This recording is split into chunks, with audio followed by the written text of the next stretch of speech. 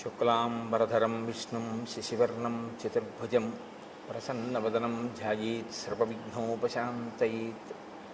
గురుర్బ్రహ్మా గురుర్విష్ణుః గురుర్దేవో మహేశ్వరః గురుస్సాక్షాత్ పరబ్రహ్మ తస్మై శ్రీగురవే నమః.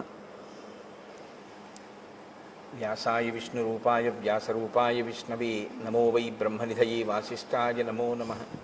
కూజంతం రామ రామేతి మధురం మధురాక్షరం ఆరుహ్య కవితాశాఖాం వందే వాల్మీకికోకిలం. శృతిస్మృతిపురాణానాం ఆలయం కరుణాలయం నమామి భగవత్పాదశంకరం లోకశంకరం. వాగర్ధావివ సంపృక్తౌ వాగర్ధప్రతిపత్తయే జగతః పితరౌ వందే పార్వతీపరమేశ్వరౌ. సూక్తిం సమగ్రయతున స్వయమేవ లక్ష్మీః శ్రీరంగరాజమహిషీమధురైః కటాక్షైః. వైదగ్ధ్యవర్ణగుణగుంభనగౌరవైర్యాం కండూలకర్ణకుహరాः కవయోధయంతి. హైమోర్ధ్వపుండ్రమజహన్మకుటం సునాసం మందస్మితం మకరకుండలచారుకండం బింబాధరం బహుళదీర్ఘకృపాకటాక్షం శ్రీవేంకటేశముఖమాత్మని సన్నిధత్తాం. మనోజవం మరుతతుల్యవేగం జితేంద్రియం బుద్ధిమతాం వరిష్టం వాతాత్మజం వనరయూధముఖ్యం శ్రీరామదూతం శిరసా నమామి. ఆపదామపహర్తారం దాతారం సర్వసంపదాం లోకాభిరామం శ్రీరామం భూయో భూయో నమామ్యహం.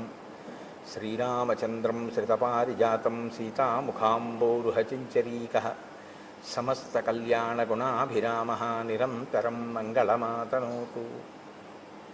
సింధూరారుణవిగ్రహాం త్రినయనాం మాణిక్యమౌళిస్ఫురత్తారానాయకశేఖరాం స్మితముఖీం ఆపీనవక్షౌరుహాం పాణిభ్యాం అళిపూర్ణరత్నచషకం రక్తోత్పలం బిభ్రతీం సౌమ్యాం రత్నఘటస్థరక్తచరణాం ధ్యాయేత్ పరేదంబికాం. హరి ఓం. పరమేశ్వర స్వరూపమైన సభకి నమస్కారం.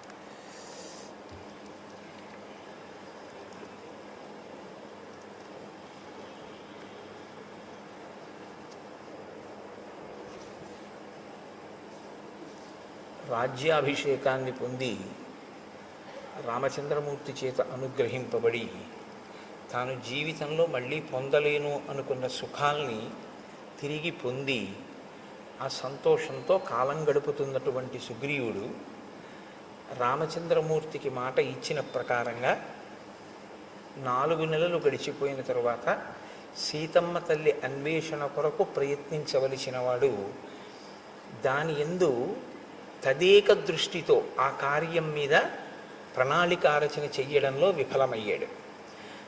ఈలోగా శరదృతువు వచ్చేసింది. సమృద్ధార్థంచ సుగ్రీవం మందధర్మార్థ సంగ్రహం అత్యర్థం అసతాం మార్గం ఏకాంతగతమానసం. ఈ శ్లోకాలు సుగ్రీవుణ్ణి ఉద్దేశించి చెప్తున్నట్లుగా ఉంటాయి, కానీ యథార్థానికి సమస్త జీవకోటి యొక్క పరిణామ క్రమంలో జరిగేటటువంటి ఒక పెద్ద దోషాన్ని ఆవిష్కరిస్తూ ఉంటాయి.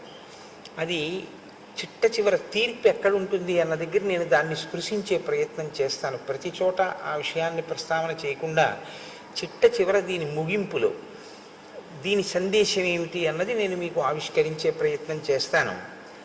మహర్షి అంటారు, పొందవలసినటువంటి రాజ్యాన్ని పొందినటువంటి వాడై ధర్మము అర్థము ఈ రెండిటినీ పట్టుకోవడంలో విఫలమై ధర్మార్థములను పరిత్యజించినటువంటి వాడై నిరంతరము ఏకాంతమైనటువంటి సుఖమును కోరుకుంటున్నవాడై, అనగా స్త్రీ సంబంధమైన కామోపభోగమునందు అనురక్తిలో తలమునకలవుతూ, అసతాం మార్గం అంటే సత్పురుషులు అనుసరించినటువంటి మార్గమునందు సుగ్రీవుడు ఉన్నాడు.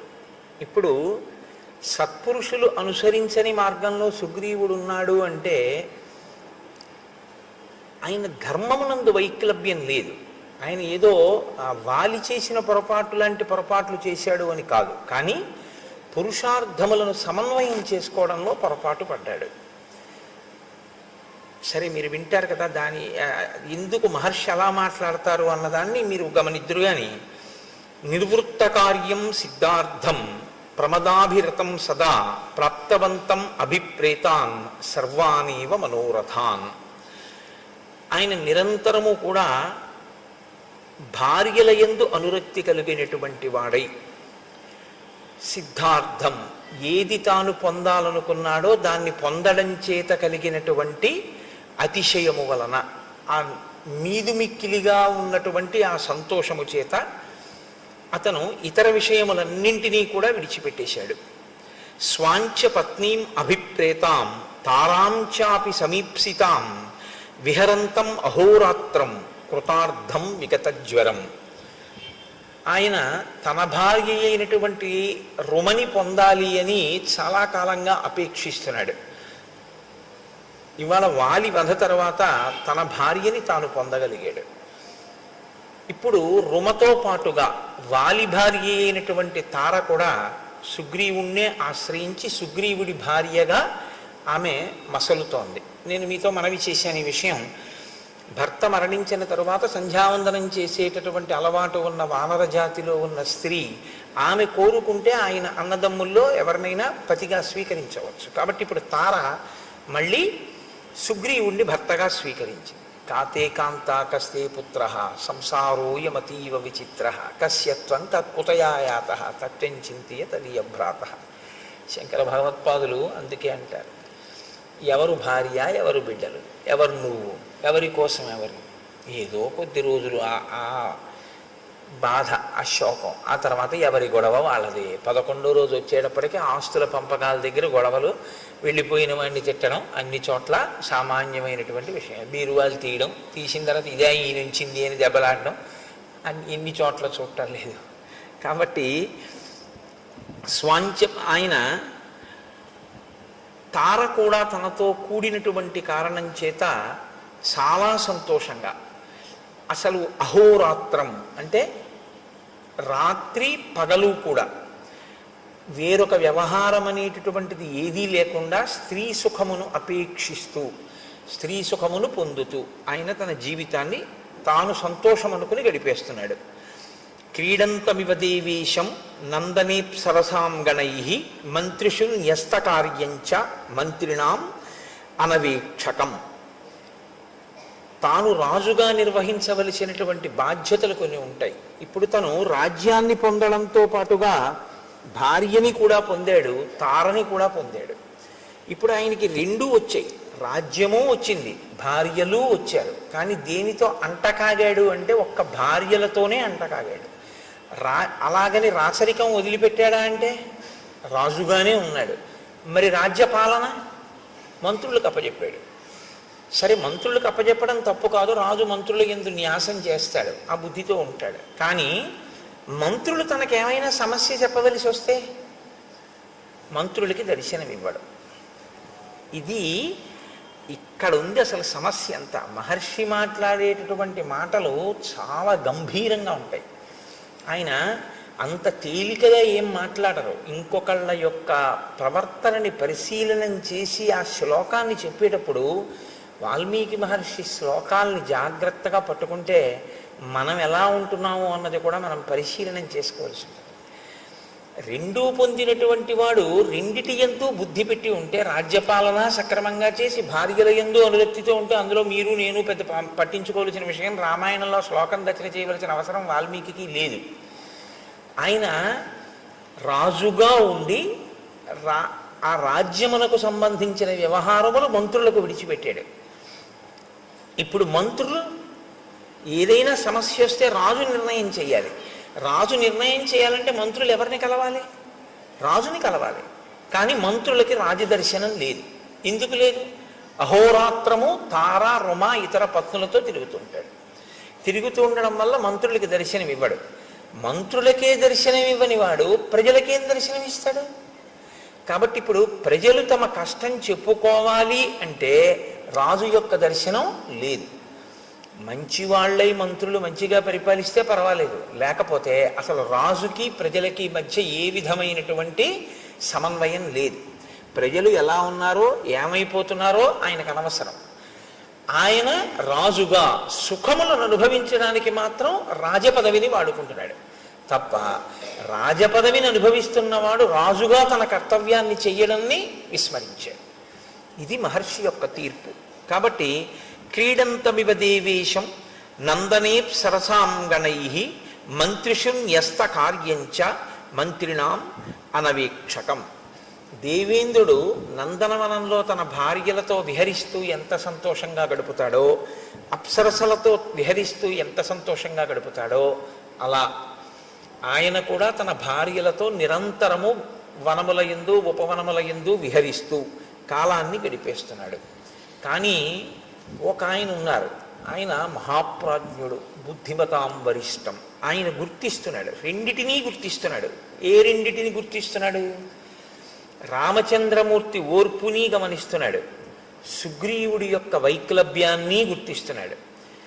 Do not stretch the string beyond the last degree of its elasticity అని ఇంగ్లీష్లో ఒక ప్రొవెర్బ్. అంటే తెలుగులో అయితే తెగేదాకా తాడు లాక్కండి అంటాం, కానీ అది ఇంకొంచెం బాగుంటుంది.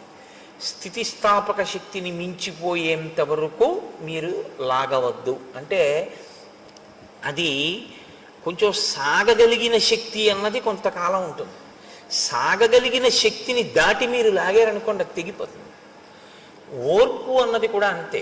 ఓర్పు పడుతున్నాడు కదా అని మీరు లాగారనుకోండి, ఆ ఓర్పు తెగిపోతుంది, అది భగ్నమైపోతుంది. అప్పుడు దాని స్థానంలో ఏమొస్తుంది అంటే, సహనము ఎక్కడ నశిస్తుందో అక్కడ రావడానికి ఉండేటటువంటిది ఒక్కటే ఉంటుంది, క్రోధం. విశేషమైనటువంటి కోపము ఒక్కసారి ఆవిర్భవిస్తుంది. కాబట్టి ఇప్పుడు హనుమ యొక్క బుద్ధి శక్తి ఎక్కడుందంటే, రామచంద్రమూర్తి యొక్క ఓపిక, రామచంద్రమూర్తి వేచి చూస్తున్న స్థితి, రామచంద్రమూర్తి యొక్క సహనము పరీక్షకి గురైపోతున్నటువంటి స్థితి వచ్చేస్తోంది. ఈయన ఏ కబురు చేయడు, ఈయన మంత్రుల మాట వినడు, ఈయన మంత్రులకి దర్శనం ఇవ్వడు, అహోరాత్రములు భార్యలతో గడుపుతున్నాడు.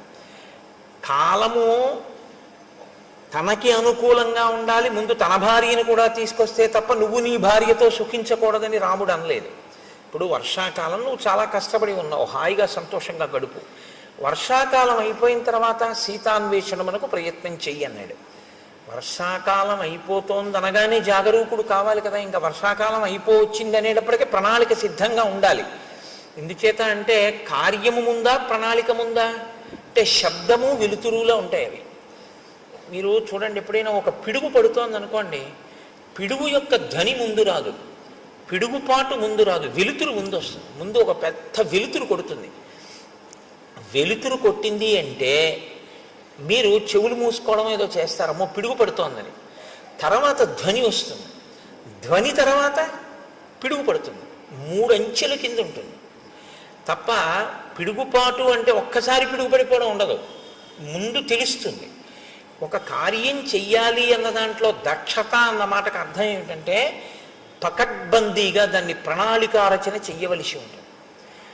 ఇది ఇలా ఉండాలి, ఇలా ఉండాలి, ఇలా ఉండాలి అని కార్యమునకు అనుగుణంగా, కార్య సాఫల్యము కొరకు, మీ ఆనుకూల్యత కొరకు కాదు, కార్యంగా ఫలితాన్ని ఇవ్వడానికి కర్మ. మీరు ఎప్పుడు జ్ఞాపకం పెట్టుకోవాల్సి ఉంటుంది ఈ విషయాన్ని.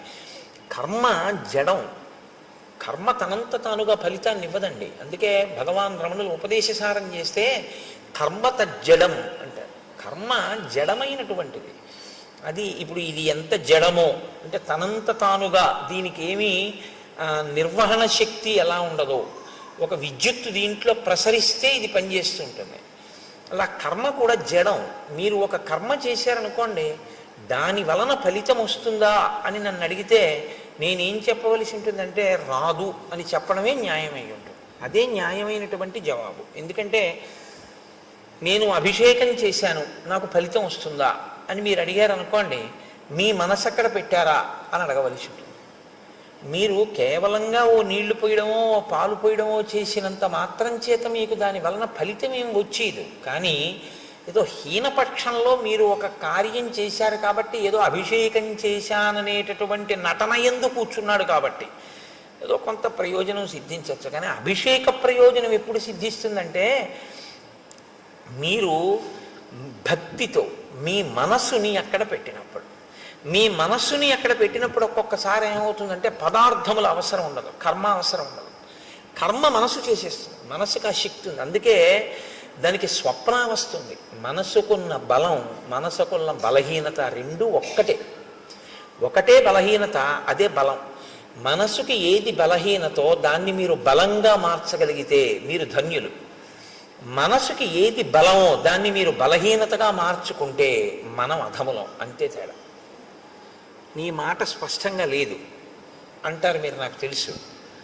మీరు ఒక కర్మ చేస్తున్నారనుకోండి, ఆ కర్మ చేసే ముందు దాని యందు శ్రద్ధ అంటే భక్తి, అది ఎందుకు చేస్తున్నాం మనం అన్న విషయం మీద కొంత అవగాహన ఉండాలి.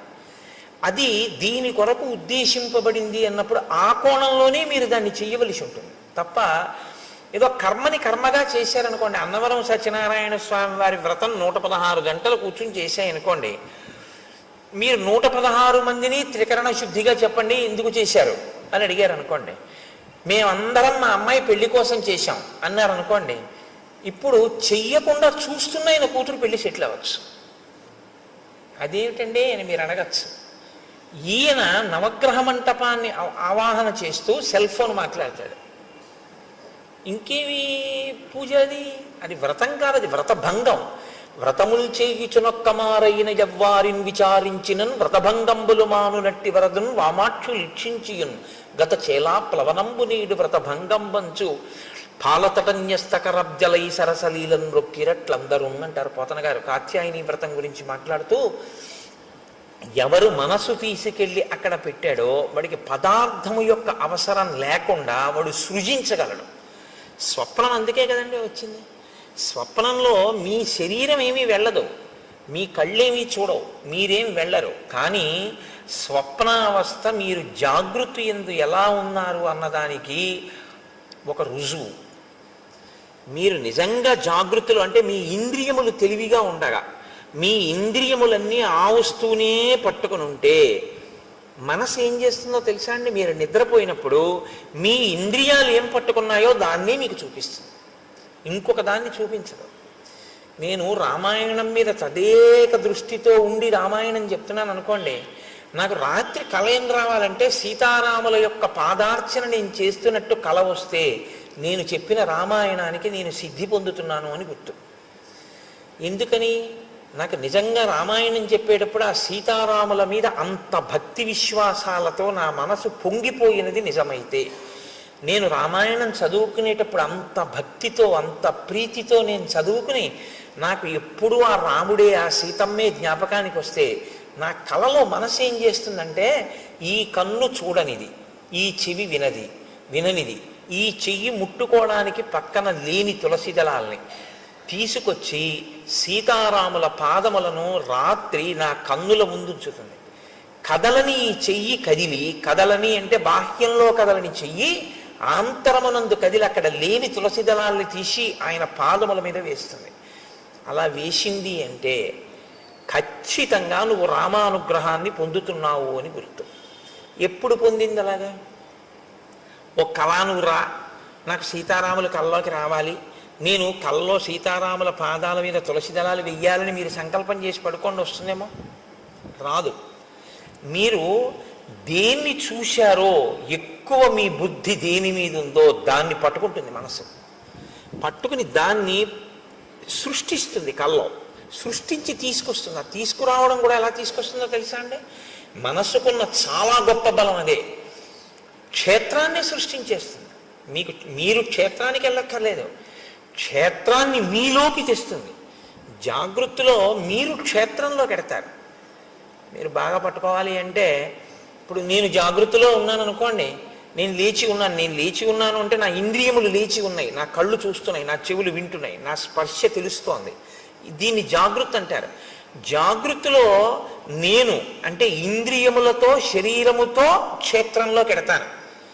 మీకు ఉదాహరణ చెప్పాలంటే, ఇవాళ సోమవారం కదండి, ఇప్పుడు నేను ఇవాళ సాయంకాలం సోమవారం కాళహస్తి వెళ్దాం అనుకున్నాను అనుకోండి, కాళహస్తి క్షేత్రంలోకి నేను నా శరీరంతో ఇంద్రియాలతోటి పెడతాను. స్నానం చేసి ఏదో పంచి కట్టుకుని గుళ్ళోకి పెడతాను, మారేడు దళాలు అట్టుకుని వెళ్ళి నా మనసు మగ్నమైపోయింది అనుకోండి, మనసు యొక్క శక్తి ఏమిటో తెలుసా అండి?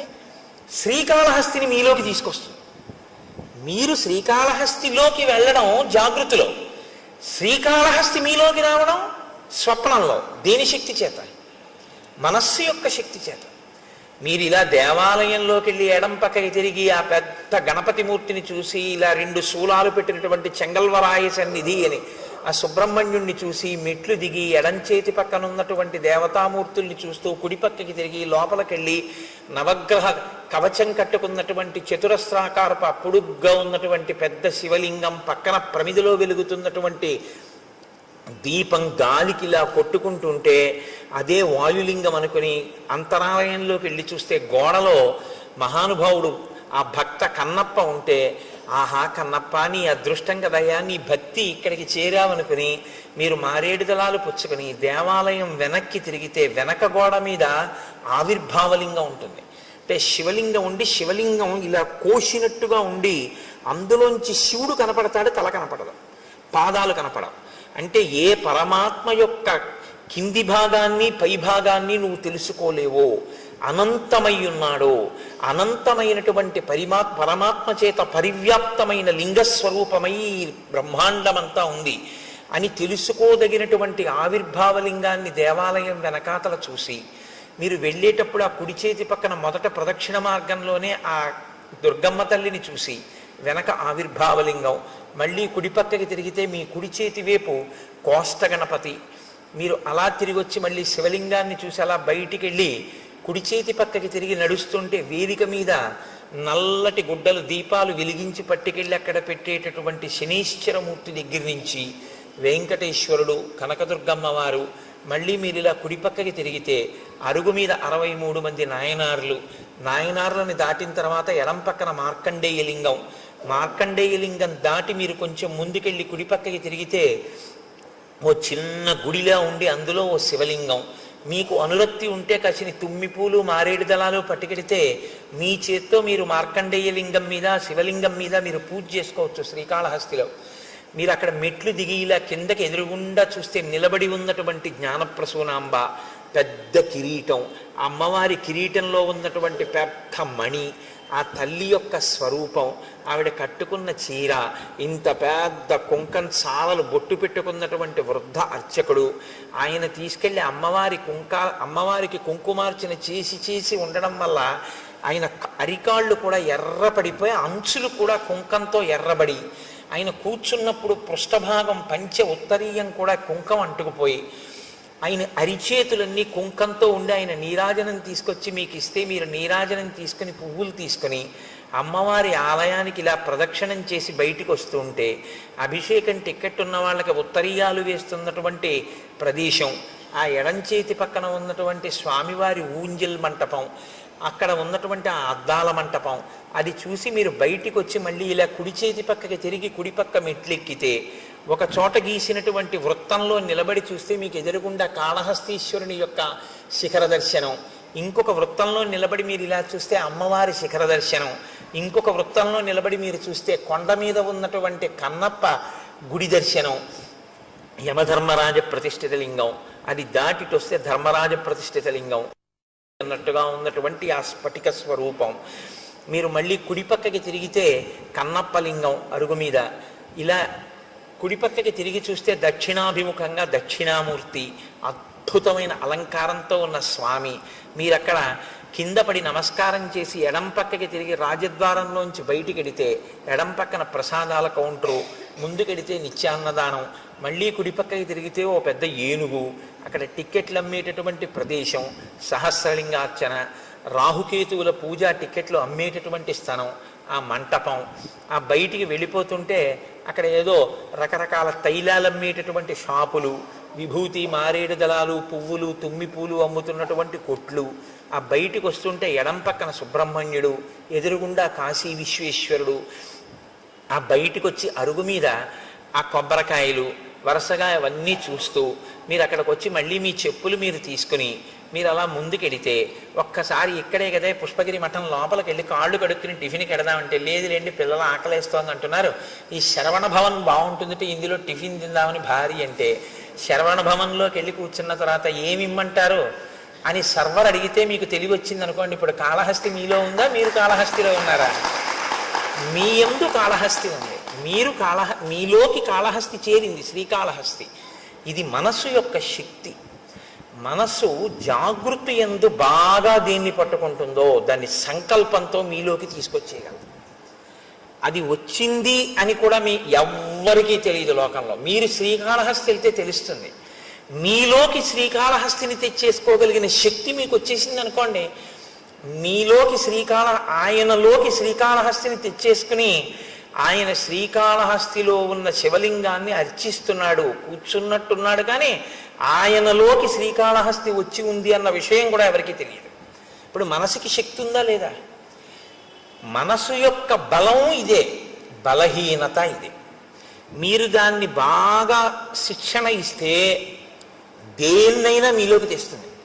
మీరు ఏ శిక్షణ ఇవ్వకపోతే దాని ఇష్టం వచ్చి నువ్వు పట్టుకున్న తిరిగి అవన్నీ తీసుకొచ్చి మీలో పెడుతుంది. అదే బలహీనత. దాన్ని మీరు మార్చగలిగితే అదే దాని బలం. ఇప్పుడు నేను అన్న మాట మీరు బాగా పట్టుకున్నారు అనుకుంటున్నాను.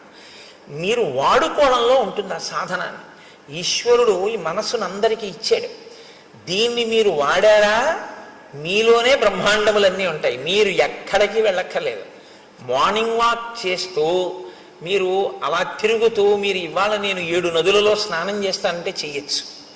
నేను ఇవాళ 7 క్షేత్రాలని చూస్తాను అనుకుంటే మార్నింగ్ వాక్ చేస్తూ మీరు 7 క్షేత్రాలని చూడవచ్చు. మీరు పైకి శరీరం తిరుగుతూ ఉంటుంది. మీరు శృంగేరి వెళ్ళిపోయి శృంగగిరిలో ఉన్నటువంటి శారదాంబ దేవాలయాన్ని, ఆ విద్యాశంకరుల దేవాలయాన్ని, తుంగా నదిని, కప్పకి నీడపట్టిన పాము, స్నానం, చేపలు, ఆ మరమరాలు వేసినట్టు మీరు స్నానం చేసి మీరు ఆ వారధి దాటి ఆ పావులుంటాయి జాగ్రత్త అని బోర్డులు ఉన్న వనంలోంచి వెళ్ళి ఎదురుగుండా చంద్రశేఖర భారతి స్వామి మొదలైన మహాపురుషుల యొక్క సన్నిధానాలు చూస్తూ ఎడంపక్కకి తిరిగి పూర్వం ఉన్నటువంటి గురువులందరూ కూడా అక్కడ ఉండే అభిషేకాలు కూడా చేస్తే ఇరుగ్గా ఉన్నటువంటి ప్రాంగణంతో కూడుకున్న గురునివాస్ని, ఆ పక్కన ఉన్న విశాలమైన భవంతిని, అందులో ఉన్న పెద్ద హాల్ని, అక్కడ పెట్టినటువంటి శంకరాచార్యుల వారిని, స్వామివారికి బహూకరింపబడిన పెద్ద తంజావూరు వీణ, వాటినన్నింటినీ మీరు చూస్తూ శంకర భగవత్పాదులు, వారి శిష్యులు, ఆ గోడలు, వేదిక, తెర తీసేటప్పటికి వచ్చి కూర్చున్న భారతీ తీర్థస్వామి, ఆయన ఇలా కూర్చుని ఇంకా రుద్రం మొదలెట్టడానికి ముందు ఎవరితో మాట్లాడకుండా ఇటు తిరిగి కూర్చుని ఇటుపక్కకి ఇలా తలొక్కటి తిప్పి ఇలా అందరినీ ఇలా ఒక్కసారి పరికించి సభాపతిభ్యశ్చ ఓ నమో నమో అన్న భావన లోపల అంతా శివస్వరూపంగా చూస్తూ పైకి మన్ని చూస్తున్నారని మనం అనుకుంటే ఆయన ఒక్కసారి ఇలా ఇటు పక్క నుంచి ఇటు పక్క వరకు ఇలా చూసి ఇలా తలూపి ఆ శివలింగం మీదకి పెట్టినటువంటి ధారాపాత్ర, అందులోకి ఆయన పాత్రతో తీసి ఇలా పోస్తుంటే పడుతున్నటువంటి శివలింగం మీద పువ్వులు, ఆ ధారలు, ఆఖరణ ఆయన వస్త్రం తీసి ఆ శివలింగాన్ని తుడిచి పైకి లేవకుండా అందంగా ఈ చెయ్యి ఇలా ఎత్తి కింద పడకుండా దాన్ని ఆ శివలింగాన్ని అందంగా పెట్టి ఆ పువ్వులతో అలంకారం చేసి ఆయన చేసేటటువంటి అభిషేకం, ఇవన్నీ మీరు చూస్తుండగా, మీరు అనుభవిస్తుండగా మీ 5 రౌండ్లో 6 రౌండ్లో మీ మార్నింగ్ వాక్ అయిపోతుంది. శరీరానికి వ్యాయామం అయింది, మనసుకి శృంగేరి దర్శనం అయిపోయింది. మనసుకు ఆ శక్తి ఉంది. శరీరం తిరుగుతూ ఉంటుంది, మనస్సు విడిపోయి వెళ్ళిపోతుంది, ఎటు కావాలంటే ఇటు వెడుతుంది. దాన్ని మీరు అలవాటు చేస్తే శృంగేరి వెళ్తుంది, మీరు అలవాటు చేస్తే గంగానదికి వెడుతుంది, మీరు అలవాటు చేస్తే కాశీ వెడుతుంది, మీరు అలవాటు చేస్తే మీరు ఎక్కడికి వెళ్ళమంటే అక్కడికి వెడుతుంది. ఎప్పుడు మీరు జాగృతిలో మనసును అక్కడ పెడితే, మీరు శృంగేరి వెళ్ళినప్పుడు మీ మనసు అక్కడ పెడితే మీ మనసు తర్వాత శృంగేరిని చేస్తుంది. ఇప్పుడు మీరు శృంగేరి శరీరంతో వెళ్ళి మీ మనసు కాకినాడలోనే ఉందనుకోండి, శృంగేరిని మీలోకి తేవడం ఇక మనసుకి సాధ్యం కాదు. అదే దాని బలహీనత, అదే దాని బలం కూడా. ఇప్పుడు మీరు దాని బలాన్ని బలంగా మీరు వాడుకోగలిగితే అది మీకు ప్రయోజకత్వాన్ని సాధించి పెడుతుంది. అది మీకు చేత కాకపోతే ఆ మనసే బంధనానికి గురి చేస్తుంది. అందుకే మన ఏవ మనుష్యాణం కారణం బంధమోక్షయో అంటాడు పరమాత్మ గీతాచార్యుడు. కేవలం మనస్సే, ఒకడు బంధింపబడుతున్నాడు, ఒకడు మోక్షం వైపుకి వెళ్ళిపోతున్నాడు. మీరు ఒకటి గుర్తుపెట్టుకోండి, కట్టాలన్నా విప్పాలన్నా తాడు తప్ప ఇంకోటి ఉండదు కట్టడానికి విప్పడానికి. మీరు ముందు ఇట్నుంచి తిప్పి చుట్టేస్తే కట్టు, ఇట్నుంచి తిప్పి చుట్టేసినా కట్టే. ఇప్పుడు నన్ను ఇలా కట్టేయండి అన్నారు అనుకోండి, ఓ తాడు తీసుకొచ్చి ఇలా తిప్పేసినా నన్ను కట్టేసినట్టే, ఇలా తిప్పేసినా నన్ను కట్టేసినట్టే. కట్టినా తాడే, విప్పాలంటే మీరు ఎటు కట్టారో దానికి వ్యతిరేక దశలో తిప్పేయడమే తాడు. ఇట్నుంచి కట్టారనుకోండి, ఇట్నుంచి తిప్పేస్తే విప్పేశారు. వ్యతిరేక దిశలో తిప్పితే విప్పడం, మీరు కట్టాలనుకున్నది ఏ దిశలో కావాలంటే అటు తిప్పితే కట్టడం. కట్టినా విప్పినా చెయ్యి తిప్పడంలో ఉంది. మీరు ఎటు తిప్పి ఒకలా తిప్పితే కట్టు, ఒకలా తిప్పితే విప్పడం. ఆ తాడు మాత్రం అదే. కట్టుకోవడం విప్పుకోవడం మీ చేతిలో, కట్టుకున్నా విప్పుకున్నా మీ ఇష్టం. ఈశ్వరుడు మనస్సుని ఇచ్చేసాడు అంతే, తాడు మీకు ఇచ్చాడు. ఇది ఆశ్రమాన్ని ధన్యం చేసుకోవడం అంటారు. ఎందుకు ఎడుతున్నావు గృహస్థాశ్రమంలోకి? ఆవిడ నువ్వు కలిసి తరించడానికి. నీ చెయ్యి ఆవిడ ఎందుకు పట్టుకుందంటే 24 గంటలు నీకు కావలసిన రుచులతోటి నీకు వండి పెట్టడానికి, నీకు సంతానం కనడానికి, శరీరం జర్జరీభూతమైపోయేంత వరకు కూడా కామప్రచోదనంతో బతకడానికి ఇవ్వలేదు ఆవిడ్ని కన్యాదాత. ఆవిడ్ని నీ పక్కన ధర్మపత్నిగా పెట్టుకుని నువ్వు పుణ్యకర్మలు చేసి నీ పుణ్యంలో సగభాగం ఆవిడికిచ్చి ఆవిడ్ని ఉద్ధరిస్తావన్న ఉద్దేశ్యంతో ఆవిడ్ని ఇచ్చాడు. నువ్వు స్వీకరించింది ధర్మపత్నిగా, కేవలం కామపత్నిగా నువ్వు అనుభవిస్తానంటే నీ కర్మ అంతే. ఎవరు జోక్యం ఏం చేసుకోరు అందులో. కానీ పాడైపోవడం అనేది మాత్రం జరిగిపోతూ ఉంటుంది అంతే. కాలం ఆగదు కదండి, వెళ్ళిపోతుంది కాలం.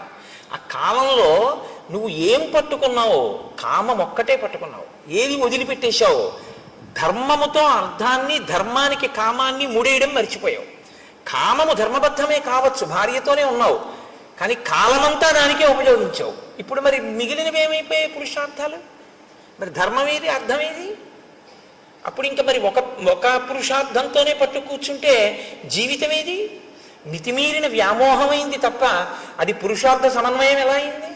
పాడవుతున్నట్ట, సన్మార్గంలో ఉన్నట్ట. అందుకనన్నారు మహర్షి, సత్పురుషుల మార్గమును విడిచిపెట్టాడు అన్నారు. అంటే పురుషార్థములను సమన్వయం చేసుకోవడం రాలేదు. రాజ్యాన్ని వదిలిపెట్టి కేవలం భార్య యందు మనసు పెట్టుకున్నాడు. ఇంకొక ఆయన మహాపురుషుడు, ఆయనేం చూస్తున్నారు? ఆయన తిరిగారు ఈయనతో పాటే, హనుమ. ఆయన అప్పుడు ఆయనకి ఒకటే, ఇప్పుడు ఆయనకి ఒకటే. ఇప్పుడు ఆయన ఏం ఆలోచిస్తున్నారు? మహానుభావుడు రామచంద్రమూర్తికి మాట ఇచ్చాడే, ఆయన అలా అరణ్యంలో కూర్చుని ఉన్నారే, మన గుహలో కూర్చున్నారే. మరి శరత్కాలం వచ్చేసింది, ఈయనేమో చెయ్యవలసిన ప్రణాళికారచన చెయ్యట్లేదు. ఇంతకీ ఎక్కడ బయలుదేరాను? పిడుగు, ధ్వని, వెలుతురు, ముందు ప్రణాళికారచన అన్నది ఒకటి ఉండాలి కదా. ఆయన కోప్పడ్డాక నువ్వు వానరాలను పిలవడం వేరు. నువ్వు ముందు ప్రణాళిక ఏది నీకు? రేపు రాముడు వచ్చి అడిగితే ఏం చెప్తావు? కనీసం అయ్యా నేను కబురు చేశానని నేను చెప్పడానికి నీకు ఒకటి ఉండాలిగా. చేసిన పని అసత్యం చెప్పలేవుగా రాముడితో. ఇప్పుడు ప్రభువుని రక్షించడం అంటే అది మంత్రి అంటే. కనీసంలో కనీసం ఈయనకి గుర్తు చేసి ఆ సైన్యాధిపతిని పిలిచి, ఒరే సైన్యాలన్నీ సిద్ధం చేయండిరా, మనం ఎప్పుడప్పుడు వెళదామంటే, ఒకవేళ రాముడికి కోపం వచ్చినా అయ్యా నేను కబురు చేశానండి అని చెప్పడానికైనా ఉంటుంది. బతుకుతాడు రాజు. రాజుని రక్షించాలి సచివుడు. కాబట్టి మహానుభావుడు అయ్యాడు హనుమ. అందుకే ఆయన ఎక్కడుంటే అక్కడ బ్రతుకుతారు మనుషులు. ఆయన ఎక్కడుంటే అక్కడ బ్రతుకుతారు. కాబట్టే ఇప్పుడు ఆయన సాచివ్యం చేశారు. కాబట్టి ఆయన ఆలోచించారు. ఆలోచించి సుగ్రీవుడి దగ్గరికి వెళ్ళి ఆయన ఒక మాట చెప్తున్నారు. తదిదం మిత్ర కార్యం నహ కాలాతీతం అరిందమ తదిదం క్రియతాం రాఘవస్వైత వైదేహ్యా పరిమార్గణం తదిదం వీర కార్యంతే కాలాతీతమరిందమ. నీవు మిత్రకార్యమును చెయ్యవలసినటువంటి అవసరం ఉంది. నీకు మిత్రులు ఉపకారం చేశారు, తిరిగి నువ్వు ప్రత్యుపకారం చెయ్యాలి. ప్రత్యుపకారం చెయ్యడం అనేటటువంటిది నీ మనసులో అవకాశం సావకాశం అని అనిపించినప్పుడు చేయడం కాదు.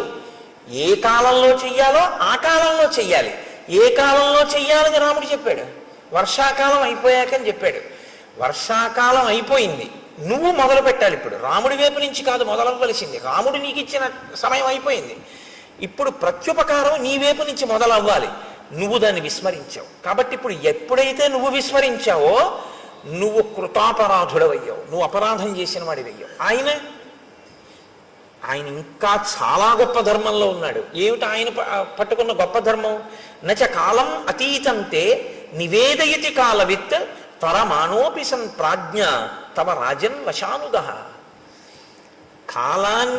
ఇచ్చిన కాలం దాటిపోయింది, సుగ్రీవుడు ఏ ప్రయత్నం చెయ్యట్లేదు అని తెలుసున్నా ఆయన ఇంకా ఓపిక పడుతున్నాడు. పోన్లే చూద్దాం చూద్దాం చూద్దాం అని ఆలోచిస్తున్నాడు. నీ అంత నువ్వు ముందుకొస్తే తనొక కఠినమైన మాట అన్నానన్న బాధ తనకి మిగలకూడదని నువ్వు ఇది గుర్తించట్లేదు. గుర్తించకుండా కాలమును దుర్వినియోగం చేస్తున్నావు. ఒకసారి దుర్వినియోగం కాని అయిందో ఆ తర్వాత నువ్వు మనసులో ఉపకారం చేద్దామని అనుకున్నా సరే కాలమునందు చెయ్యవలసినది చెయ్యలేదు కనుక నువ్వేం చేయవలసి ఉంటుందో తెలుసా? తల వంచుకుని నిలబడి క్షమార్పణ చెప్పా పని చేయవలసి ఉంటుంది. ఇప్పుడు ఆ పని చేసినా చెయ్యవలసిన వేళకి చేసిన వాడన్న ఖ్యాతి ఉండదు. మరిచిపోయి గుర్తు చేస్తే చేసిన వాడన్న పేరు వస్తుంది. చెయ్యలేదా చేశావు, ఉపయోగం ఉందా? లేదు. మీకండి రామాయణంలో టైం మేనేజ్మెంట్ అని ఇవ్వాలంటున్నారు. ఈ టైం మేనేజ్మెంట్ అన్న దాని కోణంలో రామాయణాన్ని మాట్లాడితే శ్రీరామాయణము టైం మేనేజ్మెంట్ అంటే కాలమును చక్కగా దక్షతతో వినియోగించుకొనుట అని నిజంగా మేనేజ్మెంట్ సైన్సెస్ చదువుకునేటటువంటి స్టూడెంట్స్కి శ్రీరామాయణంలోంచి కానీ అన్వయం చేస్తే నేను మీకు నిజం చెప్తున్నాను, ఎక్కడా దొరకనంత గొప్ప విషయాలన్నీ శ్రీరామాయణంలో ఉన్నాయి. ఎంత గొప్పగా మాట్లాడతాడో, ఎన్ని చోట్ల వస్తుందో. చెయ్యవలసిన సమయమునందు చెయ్యవలసిన పని. సుందరకాండలో కూడా అత్యద్భుతంగా ప్రస్తావన చేస్తారు దీని గురించి. కాబట్టి అందుకే నేను మీతో మనవి చేసింది, శ్రీరామాయణం అనేక కోణములలో మనకి నేర్పుతుంది. వ్యామోహాలకి లొంగిపోకుండా చెయ్యవలసిన సమయానికి చెయ్యవలసిన పనికి టక్కన లేచిపోగలిగిన శక్తి ఎక్కడి నుంచి వస్తుందంటే రామాయణంలోంచే వస్తుంది. కాబట్టి నచ కాలం అతీతంతే నివేదయతి కాలవిత్ తరమాణోపి సన్ ప్రాజ్ఞ తవ రాజన్ వశానుగ అని అకర్తురపి కార్యస్య భవాన్ కర్తా హరీశ్వర కిం పునః ప్రతికర్తుస్తే రాజ్యేన చ వధేన చ. రాజా, నువ్వు ప్రత్యుపకారం చేసేటటువంటి స్వభావం లేనివాడివని నేను అంటలేదు. నువ్వు అటువంటి వాడివని నేను అన్నాను. ఎందుకంటే ప్రత్యుపకారం చెయ్యడం కాదు, నీకున్నటువంటి లక్షణం ఏమిటో తెలుసా? అసలు ఉపకారం చెయ్యని వాడికి ఉపకారం చేస్తాం. అంత మంచివాడివి, చాలా మంచివాడివి, అందులో ఇంక సందేహమేం లేదు. భవాన్ కర్తా హరీశ్వర, ఓ వానరరాజా, నువ్వు అటువంటి ఉపకార బుద్ధి కలిగిన వాడివి. కానీ కిం పునః ప్రతికర్తుస్తే రాజ్యేనచ వధేనచ, రెండు గొప్ప కార్యములు నీకు చేశాడు రాముడు. ఒకటి రాజ్యం ఇచ్చాడు, రెండు రాజ్యం ఇవ్వడం కాదు, ఎవరు బతికుండగా నీకు అసలు రాజ్యము ప్రాణము భార్య ఈ మూడు సంశయాత్మకమో అటువంటి వాణ్ణి తన ప్రాణాలు పణంగా పెట్టి చంపాడు. వాలి ఇలా చూశాడు అనుకోండి, ఆయన వేగానికి హద్దు ఉందంటే ఇంకా అంటే రాముడు నిగ్రహించలేడా అన్నది పక్కన పెట్టండి, చాలా పెద్ద ప్రమాదకరమైన పరిస్థితి వచ్చేస్తుందా, వచ్చేదా? కాబట్టి తన ప్రాణములను పణంగా పెట్టి వాలిని వధించాడు. నువ్వేం చేస్తున్నావు? చెయ్యవలసిన సమయానికి చెయ్యవలసినటువంటి పని చెయ్యాలి. ఏమండి, నేను ప్రత్యుపకారం చెయ్యని వాడిని కాను, ఎవరో నాకు ఉపకారం చెయ్యని వాళ్ళకు కూడా వాళ్ళకి చేశాను, వీళ్ళకి చేశాను, వాళ్ళకి చేశానంటే నువ్వు నోరు ముయ్యవయ్యా. నీ ఈ రాజ్యం అసలు చేయడానికి ఎవడిచ్చాడు? ఆయనకి చెయ్యని దానికి మిగిలిన వాళ్ళకి చేస్తే ఎంత, చేయకపోతే ఎంత, అసలుది చేశావా అని అడుగుతాడు. ఏది ముఖ్యమో అది వదిలిపెట్టావు. ఏవి చిన్న చిన్నవి చేసినా చేయకపోయినా పర్వాలేదో అవి చేస్తున్నావు. ఏమిటి ఉపయోగం? కొన్ని వేల పట్టున చేయవలసి ఉంటాయి, కొన్ని వేల తప్పి చేసినా వచ్చే ప్రమాదం ఏమి ఉండదు. అవి వేల పట్టున చేయవలసినవి వేల పట్టున చేసేయాలి మీరు. దానికి మీరు ఇంక ఎంత ఖచ్చితంగా ఉండాలంటే అందులో ప్రత్యేకమైనటువంటి క్రమశిక్షణ ఉండాలి. ప్రత్యేకించి బ్రాహ్మీ ముహూర్తంలో అంటే ఉదయం వేళలో ఎంత త్వరగా వీలైతే అంత త్వరగా పూజామందిరంలోకి వెళ్ళిపోవాలి. పూజామందిరంలోకి వెళ్ళడానికి తను దానికి సిద్ధపడడానికి మధ్యలోకి ఎంతో అవసరమైతే తప్ప, అసలు తప్పించడానికి కుదరకపోతే తప్ప మీరు ఎట్టి పరిస్థితుల్లోనూ ఏ కార్యాన్ని దాని మధ్యలోకి రావడాన్ని మీరు అనుమతించకూడదు. ఉదయం లేవడము అంటే దేని కొరకు? పూజామందిరంలోకి వెళ్ళిపోవడం కొరకే. దానికి దీనికి మధ్యలోకి ఏదీ రావడానికి వీల్లేదు. అది భక్తిరస సంబంధమైన టీవీలో కార్యక్రమమే కావచ్చు, రావడానికి వీల్లేదు. మీ కాయిక కైంకర్యం ఏమైపోయింది? మీ సింహాసనం దగ్గర మీరు మీ సింహాసనాన్ని అర్చించద్దు, మీరు వెళ్ళిపోవాలంతే పూజామందిరంలోకి. ఏవో కొన్ని ఉంటాయి.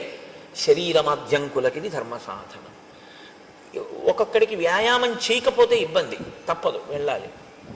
వాడి కర్మ, వాడికి భక్తి ఉన్నా వెళ్ళాలి. కానీ నేను మీతో మనవి చేసేది అదే, అప్పుడు కూడా మీరు మానసికం చేసేయచ్చు. ఇతరుల దృష్టిలో మీరు వాకింగ్కి వెళ్ళినట్టు ఉండొచ్చు, కానీ మీరు దాన్ని ఈశ్వరారాధనగా మార్చుకోవచ్చు. మీరు బెంగ పెట్టుకోక్కర్లేదు, అయ్యో నేను చేయలేకపోతున్నానని అనుకోక్కర్లేదు.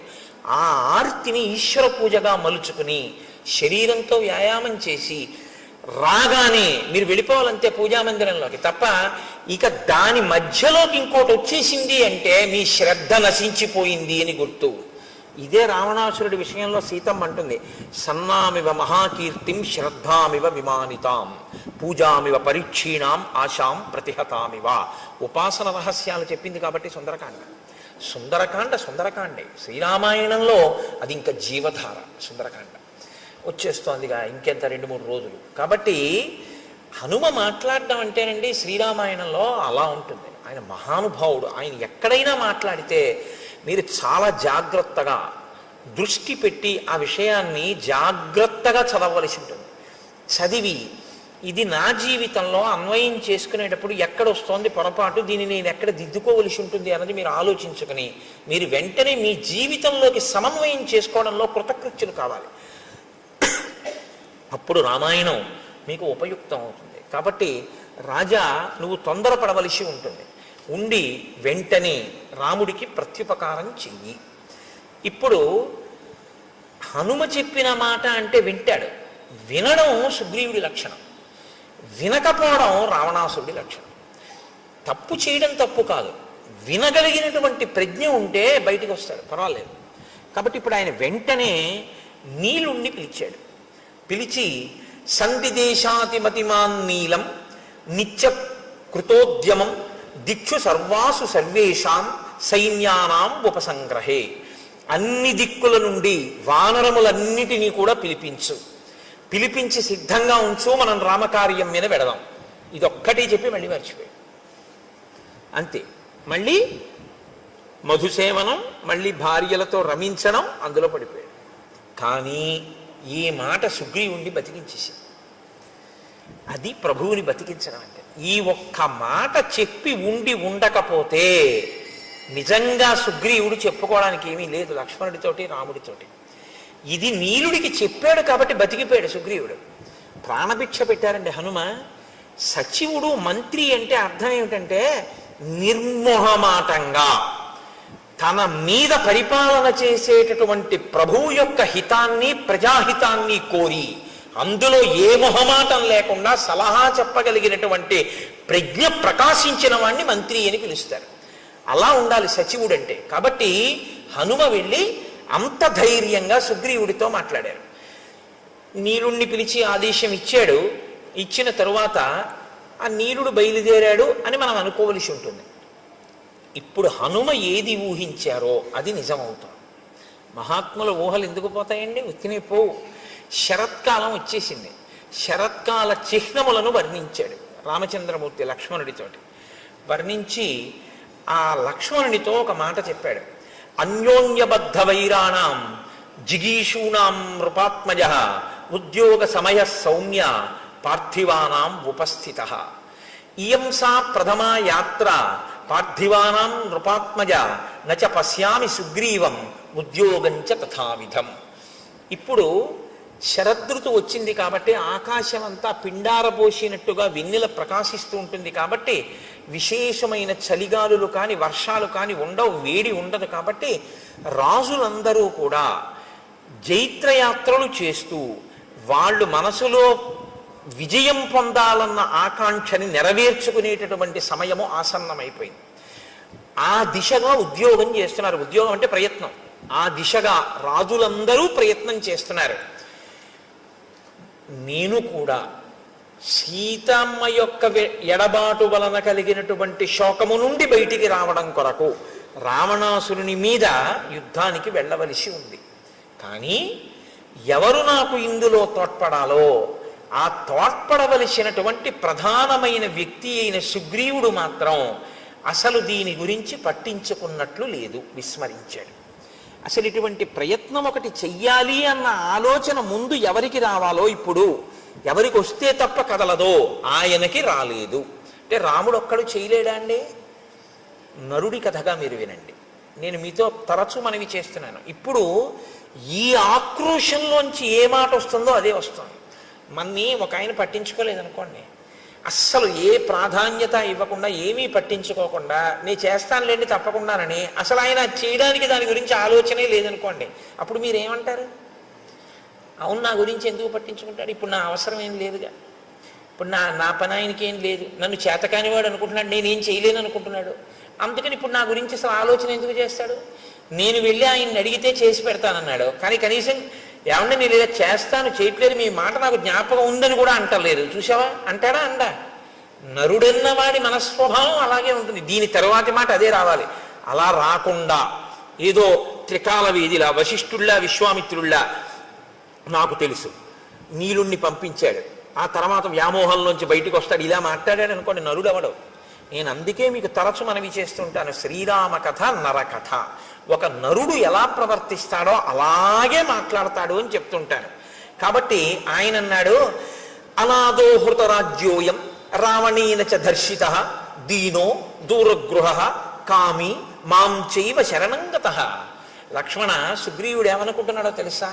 అనాథో, నేను అనాథుణ్ణి, నాకెవరు లేరు, నన్ను పట్టించుకునే వాళ్ళు లేరు. హృతరాజ్యోయం, నా రాజ్యం పోయింది. రావణేనచ దర్శిత, నేను రావణుడి చేత అవమానింపబడిన వాణ్ణి. దీనో, దీనుణ్ణి, నా భార్యని నేను రక్షించుకోలేని స్థితిలో ఉన్నవాణ్ణి. దూరగృహ, ఇంటి నుంచి చాలా దూరంగా ఉన్నాను, కష్టం చెప్పుకోవడానికి కూడా ఎవరూ లేరు. కామి, భార్య గురించి పరితపిస్తున్నటువంటి వాణ్ణి. మాం చైవ శరణంగతః, నేను ఆ సుగ్రీవుణ్ణి శరణాగతి చేసి ఉన్నవాణ్ణి. కాబట్టి ఇప్పుడు ఆయన అనుగ్రహాన్ని బట్టిన జీవితం తప్ప నా గురించి ఆయన పట్టించుకోవాలని ఎక్కడుంది లక్ష్మణ? ఈ మాట లక్ష్మణుడికి కోపం తెప్పిస్తుందా, తెప్పించదా? అన్నయ్య ఏడిస్తే చూడలేని స్వభావం అనుకోండి. ఒక ఆయనకి రక్తం చూస్తే కళ్ళు తిరిగి పడిపోతాడు. ఆయన్ని తీసుకెళ్ళి మీరు నా గోరు చుట్టూ ఆపరేషన్ చేసేటప్పుడు నువ్వు నా చెయ్యెట్టుకో అంటే మీరు బాగానే ఉంటారు. ఆయన్ని తర్వాత మీరు సోడా క్యారేజ్ ఆయనకి తేవాలి కదా. ఆయన రక్తం చూస్తే తట్టుకోలేడు అన్నప్పుడు మీరు ఆయన్ని తీసుకెళ్ళకూడదు మీ గోరు చుట్టూ ఆపరేషన్ చేయించుకోవడానికి కదండి. అంతేకాని మరి లక్ష్మణుడు రాముడి ఖేదాన్ని చూడలేడని రాముడికి తెలుసు, మరి ఎందుకు మాట్లాడుతున్నాడు అంటే ఒక్కొక్కసారి లోపల ఉన్నటువంటి శోకాన్ని ఆపడాన్ని నిగ్రహించడం ఎవ్వరికైనా సాధ్యం కాని స్థితి వస్తుంది. నరుడంటే అంతే. మనుష్యుడు అన్న మాటకు అర్థం ఏమిటంటే నిగ్రహించలేనంత బాధ కలుగుతుంది. అది తన భార్య విషయంలో కలిగితే ధర్మబద్ధం అండి. అది పరకాంత ఎందుకు కలిగితే తప్పు, తప్ప తన భార్య ఎందుకు కలిగితే వేళ దాటిపోతోంది, శరదృతువు కూడా వచ్చేసింది, మరి ఆయన బాధపడ్డాడంటే అందులో తప్పే ఉంది. అటువంటప్పుడు నన్ను ఇలా పట్టించుకోలేదని మాట్లాడితే ఎంత సహజంగా పూర్ణమైన నరుడిగానే రాముడు మాట్లాడుతున్నాడు తప్ప ఒక ఈశ్వరుడిగా రాముడు ఎప్పుడూ మాట్లాడలేదు రామాయణంలో. కాబట్టి ఇత్యేతై కారణై సౌమ్య సుగ్రీవస్య దురాత్మనః అహం వానరరాజస్య పరిభూతః పరంతప. అదిగో ఆ దురాత్ముడైనటువంటి సుగ్రీవుడున్నాడే, నన్ను పట్టించుకోకుండా ఇలా అవమానిస్తున్నాడు. నేను ఈ ఊరు బయట పర్వత గుహలో ఇలా పడున్నాను. తం ప్రవిశ్యచ కిష్కింధాం బ్రూహి వానరపుంగవం మూర్ఖం గ్రామ్య సుఖే సక్తం సుగ్రీవం వచనాన్ మమ. నువ్వు కిష్కింధా నగరంలోకి వెళ్ళు, అంతఃపుర ప్రవేశం చేయి, ఆ సుగ్రీవుడి దగ్గరికి వెళ్ళు. గ్రామ్య సుఖం అంటే కేవలము కామోపభోగమే జీవితానికి ప్రయోజనంగా బతుకుతున్నటువంటి ఆ సుగ్రీవుడి దగ్గరికి వెళ్ళి వచనాన్ మమ, నా మాటగా చెప్పు. అర్ధినాం ఉపపన్నానాం పూర్వంచా వ్యపకారిణాం అశాం సంసృత్యయో హంతి సలోకే పురుషాథమః. మిత్రులైన వారి దగ్గర ఉపకారాన్ని పొంది ప్రత్యుపకారం చేస్తానని మాట ఇచ్చి చెయ్యవలసిన ప్రత్యుపకారాన్ని చెయ్యకుండా వేళ దాటిపోయినా దాని గురించి పట్టించుకొని వాడెవరున్నాడో వాడిని పురుషాధముడు అని లోకం పిలుస్తుంది. శుభం వా యది వా పాపం యోహి వాక్యం ఉదీరితం సత్యేన ప్రతిగృహ్ణాతి సవీర పురుషోత్తమ. ఆ చేసేటటువంటిది పాపమా పుణ్యమా అన్నది కూడా పక్కన పెట్టి మిత్రుడికి ఇచ్చినటువంటి మాటకి కట్టుబడి ఆ కార్యం చెయ్యడానికి ప్రయత్నించేవాడెవడో వాణ్ణి పురుషోత్తముడు అని పిలుస్తారు. కృతార్థాహ్య కృతార్థానాం మిత్రాణం న భవంతి తాన్ మృతానపి క్రవ్యాదాహ కృతఘ్నాన్ నోపభుంజతే. ఎవరు మిత్రులు చేసిన ఉపకారము వలన తాను గట్టెక్కి మిత్రుణ్ణి గట్టెక్కించడానికి ఉపకారం చెయ్యవలసిన సమయంలో ఉపకారం చెయ్యకుండా ముఖం చాటేసి తిరిగి జీవితాన్ని వెళ్ళబుచ్చుకునే ప్రయత్నం చేస్తాడో అటువంటి వాడు మరణించిన తరువాత వాడి శరీరాన్ని కుక్కలు కూడా ముట్టుకోవు అని చెప్పు. నూనం కాంచన పుష్టస్య విరుష్టస్య మయారణే ద్రష్టుం ఇచ్చతి చాపస్య రూపం విద్యుద్గణోపమం. బంగారు మొనలతో ఉన్నటువంటి నా ధనస్సుని పట్టుకుని నేను మళ్ళీ యుద్ధభూమిలో నిలబడి వింటినారిని విప్పి ధనస్సుని వంచి వింటినారిని కట్టి నా అక్షయ బాణ తూణీరంలోంచి మెరిసిపోతున్న బంగారు బాణాన్ని వింటినారిని టంకారం చేసి బాణమును తొడిగి ప్రయోగించడానికి సిద్ధపడినప్పుడు వచ్చేటటువంటి పిడుగుల ధ్వనిని వినాలని సుగ్రీవుడు కోరుకుంటున్నాడేమో కనుక్కో. అంటే విడిచిపెట్టడానికి సిద్ధంగా లేనని చెప్పు. ఎంత మర్యాదగా ఉంటుందో చూడండి ఆ మాట. నిన్ను చంపేస్తాను అనడు. నా బాణపు అల్లెత్రాడు కట్టి బాణప్రయోగం చేయడానికి సిద్ధంగా ఉన్నప్పుడు నేను చేసేటటువంటి ధనుష్టంకారాన్ని యుద్ధభూమిలో వినాలనుకుంటున్నాడా అడుగు. అంటే శత్రువుగా నిలబడిపోవలసి వస్తుందని గుర్తు పెట్టుకోమ్మ మనం అని కఠినంగా మాట్లాడ్డాం. ఆ మాటలో కూడా ఎంత సౌమ్యంగా ఉంటుందో, అప్పుడు కూడా ఎంత మాటలో ఎక్కడ మీకు అశ్లీలత కానీ అసలు ఆ మాటలో వ్యగ్రత కానీ కనపడవు. అంత అందంగా ఉంటుంది ఆయన మాట్లాడితే. అందుకే శ్రీరామాయణాన్ని బాగా చదివి రామాయణం బాగా జీర్ణమైనటువంటి వాళ్ళు కోపంతో మాట్లాడినా అందంగానే ఉంటుంది. ఎందుకంటే ఆ భాష అటువంటి సుసంపన్నమైన హృదయం అలవాటు అవుతాయి. కాబట్టి నచ సంకుచిత పంథ ఏన వాలీహతో గత సమయే తిష్ట సుగ్రీవ మా వాలి పదమన్వగాహ. వాలి విడిపోయినటువంటి మార్గం ఇంకా మూసుకుపోలేదు, తెరిచే ఉందని గుర్తు చెయ్యి. అలా వెళ్ళాలి అనుకోకపోతే తానన్న మాట నిలబెట్టుకోమన్నానని చెప్పు. వాలి వెళ్ళిన మార్గం మూసుకుపోలేదంటే అటు పంపిస్తానని చెప్పంటే వాలికి వెళ్ళాడు, మృత్యువుని పొందాడు, అదే పొందుతాడని చెప్పు. ఆ మాట నోటితో అనడం. ఎందుకంటే మిత్రుడి విషయంలో అసలు ఆ మాట నోటి వెంట రాకూడదు. కాబట్టి ఎంత అందంగా మాట్లాడుతున్నాడో చూడండి. తన ధర్మం నుంచి తాను ఒక్క అడుగు తొట్టు పడకుండా నిలబడుతుంటాడు ఎప్పుడు. ఆ కోపంలో కూడా. అందుకే ఆయన మహానుభావుడు కోపం తెచ్చిపెట్టుకుంటాడు తప్ప కోపానికి వశుడు కాడాయన. ఆయన ఒక్క అరణ్యకాండలోనే అలా వశుడైంది. లక్ష్మణుడు చెప్పగానే మళ్ళీ మాట విన్నాడంతే. కాబట్టి అంత అందంగా ఉంటుంది ఆ మాట. కోపానికి వశుడైపోయినటువంటి వాడి వెర్రికేకలు, వాడి మాటలు, వాడి నోట్లోంచి వచ్చే ధూర్త ప్రలాపన ఇంకోలా ఉంటాయి. కోపాన్ని అదుపులో పెట్టుకుని తను ఎక్కడ మనస్సులో బాధపడుతున్నాడో దాన్ని అవతల వాడికి సందేశాత్మకంగా అందించాలనేటటువంటి ప్రజ్ఞ ఉన్నవాడి యొక్క వాగ్ధోరణి అనన్య సామాన్యంగా ఉంటుంది. భావము యొక్క వ్యగ్రత ఉంటుంది తప్ప భాష యందు వ్యగ్రత ఉండదు. భావము మాత్రం సుస్పష్టంగా ఉంటుంది, అందులో సందేహమే ఉండదు. కానీ భాష మాత్రం అమంగళకరమైనది కానీ అశ్లీలమైనది కానీ వినడానికి ఖేదంగా ఉండేటటువంటిది కానీ అటువంటి భాష వాడరు. ఎందుకో తెలుసా అండి? అక్షరములన్నీ కూడా పరాశక్తి యొక్క స్వరూపం. అమ్మవారి స్వరూపం ఇది వేరు. ఈ స్వరూపాన్ని స్థూల రూపం అంటారు. ఇది కాకుండా అమ్మవారికి ఒక రూపం ఉంటుంది. ఆ రూపం అక్షరాలన్నీ సంస్కృతంలో మాతృకలు అని పిలుస్తాం. ఆ అక్షరాలన్నీ ఏ ఉంటాయో ఆ అక్షరాలన్నీ అమ్మవారి యొక్క స్వరూపాలు. శబ్దము మనం అక్షరాన్ని ఉపయోగించడానికి నాలుకని తిప్పినప్పుడు ఉపయోగించేటటువంటి మాట ఉందే, అది ఆ శక్తి అమ్మవారి అనుగ్రహంతో పలుకుతాం అక్షరాలు. అందుకే అక్షరములే పదములు అవుతాయి, పదములు వాక్యములు అవుతాయి, వాక్యములలో అర్థం ఉంటుంది. మీరు అక్షరాల్ని ఎన్ని మాటలు దుర్వినియోగం చేశారో అన్ని మాటలు పరాశక్తి లెక్కలోకి తీసుకుంటుంది. వీడు నా స్వరూపాన్ని ఖేదపరిచాడు, అక్షర స్వరూపాన్ని దుర్వినియోగం చేశాడు అని. అందుకే మాట చాలా పొందికగా ఉండాలి తప్ప మాటలో అసలు ఏ మాటలు నోటి వెంట రాకూడదో ఆ మాటలు నోటి వెంట తరచు ప్రయోగించడం కానీ, ఏ మాటలు నోటి వెంట అస్తమానం మాట్లాడకూడదో ఆ మాటల్ని వాడడం కానీ చేయకూడదు. మాటకున్నటువంటి బలహీనత ఏమిటో తెలుసా అండి? మనసు పట్టుకుంటుంది. దానికి అదొక పెద్ద ఇబ్బంది. నేను మీతో చెప్పాక బలహీనత బలం అవే. మీరు చాలాసేపు మీకు రాకపోయినా మీరు అలా వినండి. ఆ గురు ప్రార్థన అదే పనిగా ఓ గంట సేపు విన్నారనుకోండి, అంతవరకు ఎందుకండి, పోనీ గురు ప్రార్థన కాసేపు వదిలేయండి, పోనీ ఏదో సంస్కృతంలో సంక్లిష్ట పదజాలంతో ఉందండి అంటారా, పక్కన పెట్టేయండి. మీరు ఏదో రామదాస్ గారి కీర్తన పెట్టుకుని ఒక గంటన్నరో అలా కీర్తనలు విన్నారనుకోండి, అన్ని కీర్తనల మీద మీ మనస్సు నిలబడదు. వచ్చిన బాధ మీకు ఏదో ఒక కీర్తన మీదకి వెళ్ళి మనసు రంజిల్లుతుంది, పొంగుతుంది. అది మీరు ఏం చేస్తారంటే రీప్లే నొక్కి మళ్ళీ వింటారు. అంతా అయిపోయిన తర్వాత ఒరే అదొక్కసారి మళ్ళీ పెట్టు అని మళ్ళీ వింటారు.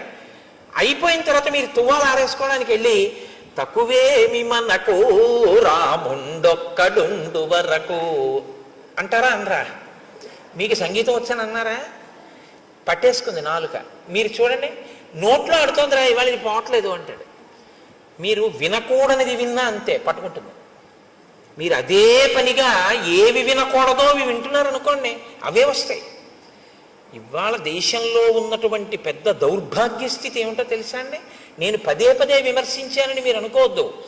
ఇలా నొక్కితే మారేటటువంటి వాటిలో మీ కళ్ళ ముందు మీ చెవులకి ప్రధానమైనటువంటి ఇంద్రియాలన్నింటికీ కూడా మీరు అదే పనిగా పిల్లలకి విషాన్నే అందిస్తున్నారనుకోండి, వాళ్ళ మనసు ఎక్కడికి వెళ్ళిపోయి కూర్చుంటుంది? అక్కడే కూర్చుంటుంది. దాని మీదే వాడికి వ్యామోహం పెరిగిపోతుంది. ఇంకా ఇంద్రియాలు ఎప్పుడూ దాని మీదే పనిచేస్తే మనసు దాంతో తాదాత్మ్యత చెందిపోతుంది, వెంపర్లాడిపోతుంది దానికోసమే. అదే చూడాలి, అదే చూడాలి, అదే చూడాలి తాపత్రయం. ఏమిటి చూడడానికి ఇందులో అని పడుకోలేడు. మారి మారి మారి మారి అది రామకృష్ణ పరమహంస మాటల్లో అయితే నల్లమందు మరిగిన నెమలి అంటారు. ఆయన మనస్సు గురించి మాట్లాడుతూ ఒకసారి ఎంత చెప్పినా శిష్యుడికి అర్థం కాలేదు. అర్థం కాకపోతే ఆయన అన్నారు, నీకు చూపిస్తాను చూడు మనస్సు అంటే ఎలా ఉంటుందో అన్నారు.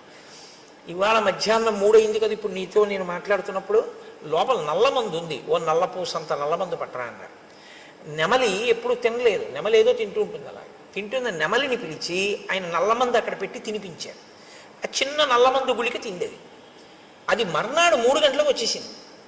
వచ్చేసి రెక్కలు అల్లారుస్తూ ఓ క్రాంఖణం చేస్తోంది. ఆయన మళ్ళీ ఓ పిసర్ నల్లమంది పెట్టారు. అది మళ్ళీ తినేసి వెళ్ళిపోయింది అంతే వెంటనే. ఇక 3 అయ్యేటప్పటికి మీరు ఎన్ని పెట్టండి, ఆ నల్లమందు పెట్టకపోతే మాత్రం దానికి నిద్ర పట్టదు. అది ఇంకేమీ తినదు. అది మిగిలిన వాటిని కూడా పొడి చేస్తుంది. అంటే అంత గొప్ప నెమలి ఒక్కసారి నల్లమందు పుచ్చుకోవడానికి అలవాటు పడింది అంతే. ఇప్పుడు అది నల్లమందుకి బానిసైంది.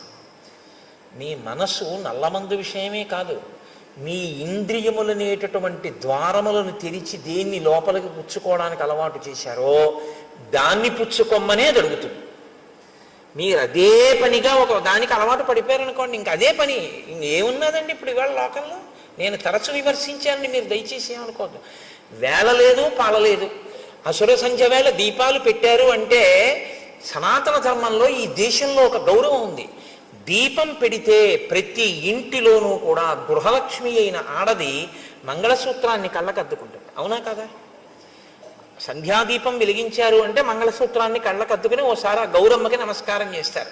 ఇవాళ ఇలా సంధ్యాదీపం పెట్టి మీరు ఇలా టీవీ పెట్టగానే మెళ్ళో మంగళసూత్రాలు లాగేస్తూ ఉండడం, లాగేసి విసిరేయడం, స్లో మోషన్లో అది ఎంత దూరం వెళ్ళి పడిపోయిందో చూపిస్తూ ఉండడం, లేకపోతే చచ్చిపోయిన శవాల్ని కాలుస్తున్నటువంటి దృశ్యాలు ఇంట్లో ఆ దిక్కున కనపడుతూ ఆ మంటల యొక్క దృశ్యాలు గోడల మీద వాటి మీద పడుతూ ఉండడం, భయానకంగా దాన్ని చూస్తూ ఉండడం, కొట్టుకున్నవి పొడుచుకున్నవి 1కి 4 మాటలు రీప్లే చూపిస్తూ ఉండడం, అర్ధరాత్రి వేళ ఘోరమైనటువంటి వాటిని సావధానంగా చూసే అవకాశం పిల్లలకి ఇవ్వడం, ఇవన్నీ పిల్లలకి ఇచ్చి మీ పిల్లలు మంచిగా ఉండాలని మీరు కోరుకుంటే ఎలా ఉండడం కుదురుతుందండి? వాళ్ళకి రోజు విషం పెడితే విషకన్య అవుతుంది తప్ప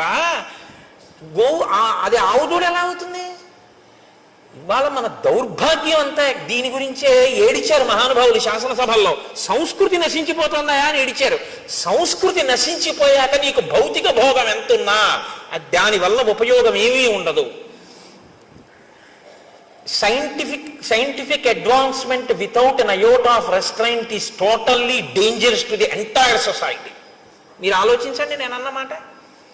సెల్ ఫోన్ టూ వీలర్ మీద పెడుతూ మాట్లాడకూడదన్న నిగ్రహం లేనటువంటి వాడికి మీరు సెల్ ఫోన్ ఇచ్చి పంపిస్తే వాడితో పాటు ఇంకో కుటుంబంతో ఆధారపడిన ఇంకో వ్యక్తి జీవితం కూడా ప్రమాదంలోకి వెళ్ళిపోతాయి. సైంటిఫిక్ అడ్వాన్స్మెంట్ తప్పనాలా, మనిషికి సెల్ఫ్ రెస్ట్రైంట్, తనని తాను నిగ్రహించుకోగలిగిన శక్తి లేకపోవడం తప్పనాలా? నిగ్రహం లేకపోవడం తప్పు. నిగ్రహం అస్తమానం నీకు ఎవడు నేర్పుతాడు? అంగుళం పోలీసుల్ని పెట్టి నీకు నేర్పుతారా? మనిషివి కాబట్టి నీకు ఉండాలి. మనిషిగా ఎలా బతకాలో రామాయణం చదివితే వస్తుంది. ఆ రామాయణం అందుకే మనుషులుగా ఇబ్బంది లేకుండా బ్రతకగలిగినటువంటి స్థితి కావాలి అంటే మీరు ఏది చూడొచ్చో ఏది చూడకూడదో, మీ మనసు ఎందుకు పాడవుతుందో, మీ మనసు ఎందుకు పవిత్రం అవుతుందో మనోరంజకత్వం కోసం కావలసి ఉంటుంది. మనోరంజకత్వం అంటే నువ్వు కాసేపు సంతోషంగా ఉల్లాసంగా గడపాలి అంతే, అంతవరకే. ఒక్కొక్క దాని ప్రయోజనం దేని కొరకు అంటే దాని ప్రయోజనం అంతవరకే. నువ్వు ఉల్లాసంగా కాసేపు ఏదో బడలిపోయావు, కాసేపు ఏదో కాస్త ఉల్లాసంగా ఉండాలి. కాబట్టి ప్రమాదకరము కానటువంటి ఉల్లాసభరితమైనది చూడడానికి నువ్వు కొన్నింటిని వాడుకోవాలి. వినోదం హద్దుల్లో ఉండాలి. వినోదం హద్దులు దాటిపోయి వెళ్ళిపోయి మేము సమాజాన్ని బాగు చేయడానికి ఇవన్నీ తీయలేదన్న మాట నువ్వు అనకూడదు, తప్పది. దాని ప్రభావం సమాజం మీద ఉండి తీరుతుంది. నువ్వు ఆ మాట అంటే ఎలా అవుతుంది? కుదరదది. కాబట్టి ఇవాళ ఈ హద్దులు ఎందుకు దాటిపోయామంటే మనం రామాయణాన్ని మరిచిపోకుండా ఉండగలిగితే మనం ఖచ్చితంగా హాయిగా ఆనందంగా ఏ వస్తువుని ఎక్కడ వరకు వాడుకోవాలో అక్కడ వరకు వాడుకోగలిగిన ప్రజ్ఞ భాషించి ఉండేది. ఇది రామాయణం చెయ్యగలిగినటువంటి గొప్ప ప్రయోజనం. ఇది మీరు పిల్లలు చూడండి, ఏదైనా కథ చెప్పమ్మమ్మ, ఏదైనా కథ చెప్పు తాతయ్య అంటారు. ఏం కథ చెప్తాను? రాత్రి 7ంటికి సీరియల్ వస్తుంది చూడు అంటే వాడు అదే చూసి మీరు అదే చూస్తే, మీరు అంటే మీరు కాదు, మీరేం చూడరు, నా గురించి నేను చెప్పుకునేది. కాబట్టి అసలు ముందు మనకొకటి వస్తే రా నీకొక చెప్తాను కూర్చో. ఏమైందో తెలుసా? ఒకసారి సుగ్రీవుడు ఏం చేశాడో తెలుసా? ఏం చెప్పారో తెలుసా? హనుమ, అదిగో నువ్వు దండం పెడతావే ఆ స్వామి బుద్ధిమతాం వరిష్టం. ఏం చెప్పారో తెలుసా? ఇదిగో కాలం దాటిపోతే ప్రమాదం వస్తుంది, వేళపట్టును చెయ్యవలసింది వేళపట్టును చెయ్యాలని చెప్పారు అని ఈ ఘట్టాన్ని చెప్పండి. ఆ పసిపిల్లల మనసు మీద కాలము యొక్క విలువ, చేయవలసిన వేళకి చెయ్యడం అనేటటువంటిది ఎంత ముఖ్యమో నాటుకుంటుంది. పిల్లల హృదయాలు ఎటువంటివో తెలుసా అండి? బాగా దుక్కి దున్ని నీరు పెట్టి ఇంకా మీరు విత్తనం వేయడానికి సిద్ధంగా ఉన్నటువంటి సుక్షేత్రములవి. అక్కడ మీరు తులసి గింజలు వేశారనుకోండి, అది తులసివనం. మీరు అక్కడ ఆకుమడి వేస్తే అది వరి చేను, మీరు అక్కడ చెరుకు వేస్తే చెరుకు తోట, మీరు మారేడు చెట్లు వేస్తే మారేడు వనం, మీరు గంజాయి మొక్కలు వేస్తే గంజాయి వనం. వేసేవాడి మీద ఉంటుంది తప్ప క్షేత్రంలో తప్పు లేదు. మీరే విత్తనం వేస్తే ఆ చెట్టే అక్కడ లేస్తుంది. తప్పంటూ ఎక్కడైనా ఉంటే మనం పిల్లల మనసుల్లో వెయ్యకూడనివి వేసిన పెద్దలది తప్పు తప్ప అది పుచ్చుకోవడానికి సిద్ధంగా ఉన్న క్షేత్రంది ఎప్పుడూ తప్పు కాదు. అందుకే పిల్లల మనసుల్లో వెయ్యవలసిన విత్తనం వెయ్యడం తన బాధ్యతగా గుర్తించకపోవడం కూడా దోషమే. తన కర్తవ్యం తను చెయ్యాలి, పిల్లలకి చెప్పవలసింది తాను చెప్పాలి. వాళ్ళు విన్నారా వినలేదా నీకు అనవసరం, నీ కర్తవ్యం నువ్వు చేసావా లేదా, ఒక్కడు బాగుపడ్డాడు చాలు. నీ పిల్లలకి నువ్వు చెప్పాలి, వాడు విన్నాడా వినలేదా నీకు అనవసరం, నీ కర్తవ్యం నువ్వు చెయ్యి. ఇది శ్రీరామాయణం మనకి నేర్పుతుంది. కాబట్టి హనిష్యామి సబాంధవం, వాలిని ఒక్కడే చంపేశాను ఒక బాణంతో, సుగ్రీవుణ్ణి సబాంధవంగా బంధువులందరితో చంపేస్తానని చెప్పి. ఇప్పుడు ఈ మాట లక్ష్మణుడు ఇది విన్న తర్వాత అన్నయ్య అంత బాధపడుతున్నాడు అంటే ఊరుకుంటారండి? ఈ రెండిటికి ఒక తేడా ఉంది. ఒకటి అంటిస్తే పేలిపోతుంది, ఒకటి పేలద్దులే అనుకుంటే ఆగిపోతుంది. దీనికి ఆ నిగ్రహ శక్తి ఉంది, దానికి ఆ నిగ్రహ శక్తి తక్కువ. కాబట్టి ఇప్పుడు రాముడు అమ్మ బాబోయ్ వీణ్ణి వెళ్ళమన్నాను, నేను బాధపడ్డం విన్నాడు, ఇప్పుడు వెళ్ళి సుగ్రీవుని చెప్పేస్తాడు బాణం వేసి. అక్కడ పరిస్థితి కొంచెం ఏమైనా తేడాపాడాగా అసలు నన్ను పట్టించుకోనట్లు కనపడితే బాణమే వదిలిపెట్టేస్తాడంతే. కాబట్టి వెంటనే పిలిచి అన్నాడు, నహివై తద్విధో లోకే పాపమేవం సమాచరేత్ పాపమార్గేణ యో హంతి సవీర పురుషోత్తమ. నాన్న యుక్తాయుక్త విచక్షణతో బాగా ఆలోచించి కేవలము పాపాత్ముడే, ఇంకా వాడు మారడానికి అవకాశం లేదన్న వాణ్ణి చంపాలి తప్ప, మారడానికి అవకాశం ఉంది, వాడు ఒక మాట చెప్తే మారతాడు, ఏదో తప్పు జరిగిపోయింది, వాడు తాను మరిచిపోయి ఏదో వ్యసనానికి లోనైపోయి కాలాన్ని మరిచిపోయి కామమునకు వశుడై ఉన్నాడు తప్ప, చెప్తే ఇప్పుడు విని మళ్ళీ బుద్ధి మార్చుకునేవాడు అనుకుంటే చెప్పకూడదు సుమా. అందుకని తొందరపడి సుగ్రీవుని చంపేశావు, అటువంటి పని చెయ్యకు. నేదం అద్యత్వయా గ్రాహ్యం సాధువృత్తేన లక్ష్మణ తాం ప్రీతిం అనువర్తస్య పూర్వవృత్తంచ సంగతం. నువ్వు వెళ్ళేటప్పుడు సుగ్రీవుడితో పూర్వ స్నేహం ఎలా ఉండేదో, మనం అందరం ఎంత ప్రేమగా మాట్లాడుకునే వాళ్ళమో, మన పట్ల సుగ్రీవుడు ఎంత ప్రీతిపాత్రుడో బాగా స్మరించుకుంటూ వెళ్ళు. మీరు ఏది స్మరించుకుంటూ వెడితే మనసు అలా ఉంటుంది. మీరు వ్యగ్రతతో అన్నయ్య కోపమే తలుచుకుంటూ వెడితే కట్టలు తెచ్చుకుంటుంది. మీరు ప్రీతిని స్మరించుకుంటూ వెడితే కొంచెం మంచి మాట చెప్పడానికి అవకాశం ఉంటుంది. అప్పుడు మనసు మీ అదుపులో ఉంటుంది. లక్ష్మణుడి మనసు లక్ష్మణుడి అదుపులో ఉండేటట్టు చూస్తున్నాడు. ఏ మనసు లక్ష్మణుడి అదుపు తప్పుతోందని గుర్తించాడో దాన్ని మళ్ళీ లక్ష్మణుడి అదుపులోకి తీసుకెళ్తున్నాడు. అందుకని కదండి గురువు అయ్యాడు ఆయన, మహానుభావుడు. అందుకని నేను గురువుగా అనువర్తిస్తున్నానన్నాడు ఆయన. మాట ఎంత ప్రమాదమో, ఒక్కొక్కరు ఇంకొకరు ఖేదపడితే చూడలేరు, అంత ప్రీతి ఉంటుంది. ఆయన బాధపడ్డాడు అనుకోండి, అయ్య బాబోయ్ ఆయనంత బాధపడ్డామా అని నాకేమైనా పర్వాలేదని చెప్పి ఈయన వెళ్ళిపోయి ఆయనతో కలిపిడిపోతాడు కూడా. కాబట్టి మీరు గబుక్కుని ఎక్కడ పడితే అక్కడే ఎలా పడితే అలా మాట్లాడకూడదు. అవతల వారికి మీ మీద ఉన్నటువంటి ప్రీతి వలన వచ్చేటటువంటి పరిణామములను కూడా దృష్టిలో పెట్టుకుని మాట్లాడవలసి ఉంటుంది. ఇది రాముడి యొక్క పరిణతి. కాబట్టి వెంటనే వెనక్కి పిలిచి సామోపహితయా వాచ రూక్ష్మాణి పరివర్జయన్ వక్తుం అర్హసి సుగ్రీవం వ్యతీతం కలపర్యయే. అందుకని నాయన పరుషమైన మాటలు మాట్లాడకు సుగ్రీవుడి దగ్గర. చాలా సున్నితమైన మాటలతో మిత్రుడికి చెప్పినట్లు చెప్పు. కాలము దాటిపోయింది, రాముడు బాధపడుతున్నాడు అన్న సందేశాన్ని అందించు తప్ప ఆయన మనసు ఖేదపడేటట్టుగా తీవ్రమైనటువంటి మాటలను వాడవద్దు అని చెప్పాడు. సరే అన్నయ్య అన్నాడు, బయలుదేరాడు. కానీ లక్ష్మణుడే కదండి, చెప్తే వినేసి వెంటనే నేను మీతో మనవి చేసింది అదే. నేను చెప్తున్నాను లోపలికి వెళ్ళు అంటే వెళ్ళిపోయాడు అనుకోండి, వెళ్ళినయింది గొప్ప కదండి. రాముడు చెప్పిన లక్ష్మణుడు కోపాన్ని అంతగా వెంటనే నిగ్రహించేసుకోలేడు. కారణం ఏమిటి? లక్ష్మణుడికి సుగ్రీవుడి మీద కోపం లేదు, లక్ష్మణుడి బెల్లాన్ని ఎత్తుకోలేదు రావణాసురుడు.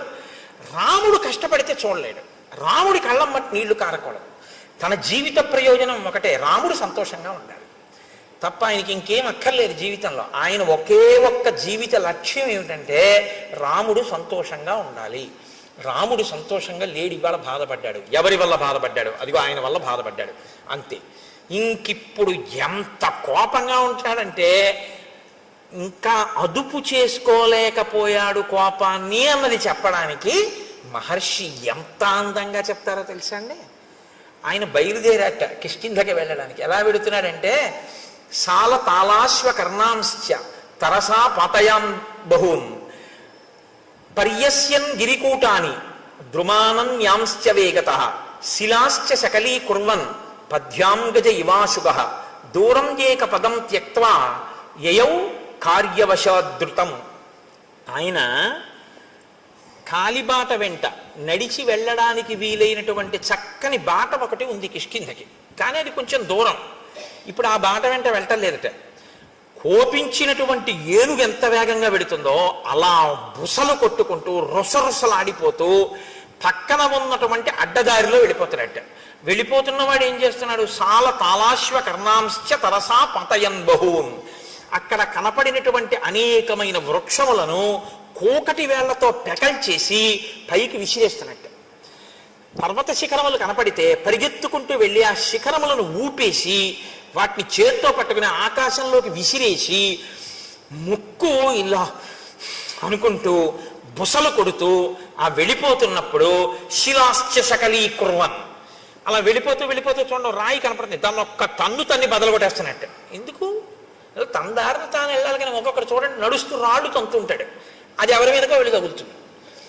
అలా శిలాశ్చ సకలీకుర్వన్ రాళ్ళు బద్దలైపోయేటట్టుగా తంతున్నట్టు వాటిని తంతు పద్యాంగజ ఇవాశుగ అత్యంత వేగంతో వెళ్ళిపోతున్న ఏనుగుల దూరం ఏక పదం త్యక్త్వా ఆ సౌకర్యంగా వెళ్ళగలిగినటువంటి మార్గాన్ని విడిచిపెట్టేసి యయౌ కార్యవశాధృతం, పనిని సాధించుకోవడం కోసమని దగ్గర త్రోవలో వెళ్ళిపోతున్నట్ట. అంటే తనంత తాను అదుపు చేసుకోలేని కోపాన్ని సుగ్రీవుణ్ణి ఏమనొద్దన్నాడు, సుగ్రీవుణ్ణి చంపద్దన్నాడు. ఇప్పుడు సుగ్రీవుణ్ణి చంపకుండా, సుగ్రీవుణ్ణి ఏమనకుండా నిగ్రహించుకోవాలంటే కోపాన్ని దేని మీద పెట్టాలి. అత్త మీద కోపం దుత్త మీద చూపించారంటారు. ఆఫీస్లో బాస్ని ఏమనలేక ఇంట్లో వచ్చి భార్యను తిడుతుంటాడు ఒకడు, అలా ఉంటుంది. అందుకని చెప్పి ఇప్పుడు సుగ్రీవుణ్ణి ఏమనకూడదు కాబట్టి పాపం చెట్లు ఏం చేసాయి, వాటిని పీకేస్తున్నాడు. పర్వత శిఖరాలు ఏం చేసాయి, వాటిని పీకేసేసి ఆకాశంలోకి విసిరేస్తున్నాడు. రాళ్ళు ఏం చేసాయి, వాటిని బదలు కొట్టేస్తున్నాడు. అంటే కొంత కోపం తీరిపోతుంది అనమాట. అంటే ఇంకా తట్టుకోలేకుండా అన్నయ్య చెప్పిన మాటకి కట్టుబడాలి. మరి అన్నయ్య అందు భక్తి, అలా కట్టుబడాలంటే ఈ కోపం ఇంకోళ్ళ మీద చూపిస్తున్నాడు. అంటే కోపం పోయిందా, పోగొట్టుకునే ప్రయత్నంలో ఉన్నాడు ఇంకాను. కానీ తొందరగా వెళ్ళా సుగ్రీవుని అనగాల, అన్నయ్యని ఏడిపిస్తాడా వీడు, ఇది బాధ, అందుకని అడ్డత్రోవలో వెళ్ళిపోతున్నాడు. అంటే లక్ష్మణ భక్తిని ఆవిష్కరిస్తుంది. ఇంకా లక్ష్మణుడికి జీవితంలో రాముడు సంతోషంగా ఉండడం కన్నా ఇంకొక అన్య ప్రయోజనం లేదు. దీనివల్ల మనకేమర్థమవుతోంది, రాముడు సంతోషంగా ఉంటే లక్ష్మణుడు సంతోషంగా ఉంటాడు. రాముడు ఏడిస్తే లక్ష్మణుడు ఎవడు ఏడిపించాడని అడుగుతాడు, ఎవడు ఉండడం. అంతే కదా దాని అర్థం. అంతగా రామునితో మమేకమైపోయి రాముని యందు అంత భక్తి ప్రపత్తులు ఉన్నవాడు లక్ష్మణుడు. కాబట్టి ఇప్పుడు ఆయన గబగబ గబగబా బయలుదేరి ఆ కిష్కింధా సామ్రాజ్యం దగ్గరికి వెళ్ళాడు. బుసలు కొడుతూ ఊగిపోతూ ధనస్సు పట్టుకుని బాణాలు పట్టుకుని వస్తున్నటువంటి ఆ లక్ష్మణమూర్తి యొక్క స్వరూపాన్ని, ఆ నగరాన్ని కాపు కాస్తున్నటువంటి కొన్ని వేల మంది వానర యోధులు చూశారు. చూసి వాళ్ళు అదేమిటి అంత వేగంగా వచ్చేస్తున్నాడని ఆయన్ని చూసి భయపడి అటు ఇటు చెల్లాచెదరైపోయారు. కొంతమంది ఏమిటి యుద్ధానికి వస్తున్నాడు అని ఒక మహానాదం చేశారు. కానీ తేజోమూర్తి అయిన లక్ష్మణుని యొక్క ఆ ఉద్ధతికి తట్టుకోలేక వాళ్ళందరూ దూరంగా పరిగెత్తి పారిపోయారు. సుగ్రీవుడు మాత్రం లోపల అంతఃపురంలో తారతో రుమతో వానరకాంతలతో విశేషంగా మధుపానం చేసి హారములన్నీ చెదిరిపోయి కనుగుడ్లు తిరుగుడు పడుతుండగా ఆ కామోపభోగము యందు రమిస్తున్నటువంటి వాడై ఉన్నాడు. అందుకని పైన ఏం జరుగుతోందో గ్రహించగలిగినటువంటి మనసు ఆయనకి లేదు. ఆయన మనసుని ఆయనే అటువంటి నిద్రావస్థలోకి ఆయన కోరుకున్న దాని పట్ల ఉద్రేకం పొందేటట్టుగాను ఆయన దాన్ని తయారు చేసుకున్నాడు. ఈశ్వరుడు చక్కని మనస్సుని మీకిచ్చి స్పందించగలిగిన శక్తితో కూడిన ఒక చక్కటి దాన్ని మీకు ఇచ్చాడనుకోండి, దాన్ని ఉత్ప్రేరకములతో మీకు కావలసిన రీతిలో ఉద్రేకపడేటట్టు మీరు తయారు చేసి స్పందించగలిగిన శక్తి దానికి చంపేస్తే ఈశ్వరుడిదా దోషం మందా? మనది. అక్కడ యజ్ఞవేది ఉందనుకోండి, ఒక యజ్ఞవేది వెలుగుతోంది, హవిస్సులు ఇస్తున్నారు, అందులోకి పట్టుకొచ్చి నేను సారా పోసాను అనుకోండి, ఇప్పుడు వేదికి ఇబ్బందా నాకు ఇబ్బందా? వేదికేమండి, ఆ వేదికేమవదు, అప్పటికి అపవిత్రం అవుతుంది. మళ్ళీ ఏదో ప్రాయశ్చిత్త కర్మ చేసి యజ్ఞం చేస్తారు. కానీ పోషిన నేను, నాకిక నిష్కృతి ఏముంది? ఇక్కడ స్వయంగా పరమేశ్వరుడే కూర్చుని అగ్నిహోత్ర జ్వాలగా వెలుగుతున్నాడు. వెలిగి మనం వేసిన పదార్థాలన్నిటినీ ఆయన పచనం చేస్తున్నాడు. పచనం చేసి నెత్తుటిగా మార్చి దీంట్లోకి ప్రవహింపచేసి తెల్లవారేటప్పటికి పిప్పిని విసర్జించడానికి వీలుగా సిద్ధం చేస్తున్నాడు. నేను నిద్రపోతానేమో కానీ ఆయన నిద్రపోడు. అహం వైశ్వానరో భూత్వా ప్రాణినాం దేహమాశ్రిత ప్రాణాపాన సమాయుక్తం పచాన్యన్నం చతుర్విధం. ఆ అగ్నిహోత్రం వెలుగుతూనే ఉంటుంది. నేను నిద్రపోవచ్చు, ఆయన రాత్రి నేను తిని పడుకున్న దాన్ని లోపల యజ్ఞాగ్ని యందు పచనం చేసి దగ్ధం చేసి శక్తినిచ్చి పిప్పిని తెల్లవారేటప్పటికి సిద్ధం చేస్తాడు. అటువంటి అగ్నిహోత్రంలో మీరు పొయ్యకూడంది పోశారనుకోండి, ఇప్పుడు లోపల అగ్నిహోత్రానికి ఇబ్బందా? ఈశ్వరుడి ముఖం మీద పోసినందుకు నువ్వు పాపాన్ని మూటగట్టుకుంటున్నావా? ఆ తత్వాన్ని పరిశీలనం చెయ్యగలిగితే మీరు చెయ్యలేరు. బలహీనత నుంచి బయటపడడానికి ఒకే ఒక్క ఆధారం ఏమంటే అది ఎటువంటి అపచారమో మీరు గుర్తించడమే. అది అపచారమో అని మీరు గుర్తించగలిగితే, మీ మనసు పట్టుకోగలిగితే ఇక మీరు చేయలేరు. అదే మనసు తిరగబడుతుంది, వద్దు వద్దు తప్పిది, అలా ఎలా చేస్తావు అంటుంది. అలా ఎలా చేస్తావు అని అన్ననాడు మీరు ఇంక చేయలేరు. అలా ఎందుకు చేస్తామని ఎంతమంది చెప్పినా మీరు చేయకుండా ఉండలేరు. మీరు నా మాట పట్టుకున్నారో లేదో? మీరు పట్టుకున్నారని నేను అనుకుంటున్నాను. ఇంకా మళ్ళీ ఇన్ని మాటలు మళ్ళీ మళ్ళీ అక్కర్లేదు, ఎందుకంటే మీరు ప్రాజ్ఞులు కనుక. ఇప్పుడు ఆ లోపలికి వెళ్ళినటువంటి ఆ లక్ష్మణుడు అంగదుణ్ణి చూశాడు. అంతఃపురం బయట అంగదుడు ఉన్నాడు. అంగదుణ్ణి పిలిచన్నాడు, సోంగదం రోషతాం రాక్ష సందిదేశ మహాయశాః సుగ్రీవ కథ్యతాం వత్స మమాగమనమిచ్యుత ఏష రామానుజ ప్రాప్త త్వత్సకాశం అరిందమ భ్రాతుర్వ్యసన సంతప్తో ద్వారి తిష్టతి లక్ష్మణ తస్య వాక్యే యది రుచి క్రియతాం సాధు వానర ఇత్యుక్త్వా శీఘ్రమాగచ్చ వత్సవాక్యమరిందమ. నువ్వు లోపలికి వెళ్ళి నీ పినతండ్రి అయినటువంటి సుగ్రీవుడితో ఒక మాట చెప్పు. రామచంద్రమూర్తి శోకమును పొంది ఉన్నాడని, రామచంద్రమూర్తి మాటలు చెప్పడం కోసం ఆయన తమ్ముడైన లక్ష్మణమూర్తి వచ్చాడని, ద్వారం వద్ద ఎదురు చూస్తున్నాడని, నీతో వచ్చి మాట్లాడాలనుకుంటున్నాడని లోపలికి వెళ్ళి నీ పినతండ్రితో చెప్పి, నీ పినతండ్రి ఏమనుకుంటున్నాడో వచ్చి నాతో చెప్పు అని ఆయన అక్కడ నిలబడ్డాడు. ఈ అంగదుడు లోపలికి వెడుతున్నాడు. అది మంత్రులంటే, సచివులంటే అది, దూరదృష్టి అంటే అది. ప్లక్షుడు ప్రభావుడు అనబడేటటువంటి ఇద్దరు ఆ మంత్రులు కూడా అంగదుడితో పాటు లోపలికి వెళ్ళారు. మంత్రులు లోపలికి వెడితే దాన్ని ఎవరు అభ్యంతర పెట్టడానికి వీలుండదు. అంగదుడితో పాటు వెళ్ళారు, వాళ్ళకి తెలుసు. ఇప్పుడు లక్ష్మణమూర్తి ఒక పిల్లవాడికి చెప్పాడు, యువరాజుకి. యువరాజుకు కూడా భయమే లక్ష్మణుడంటే.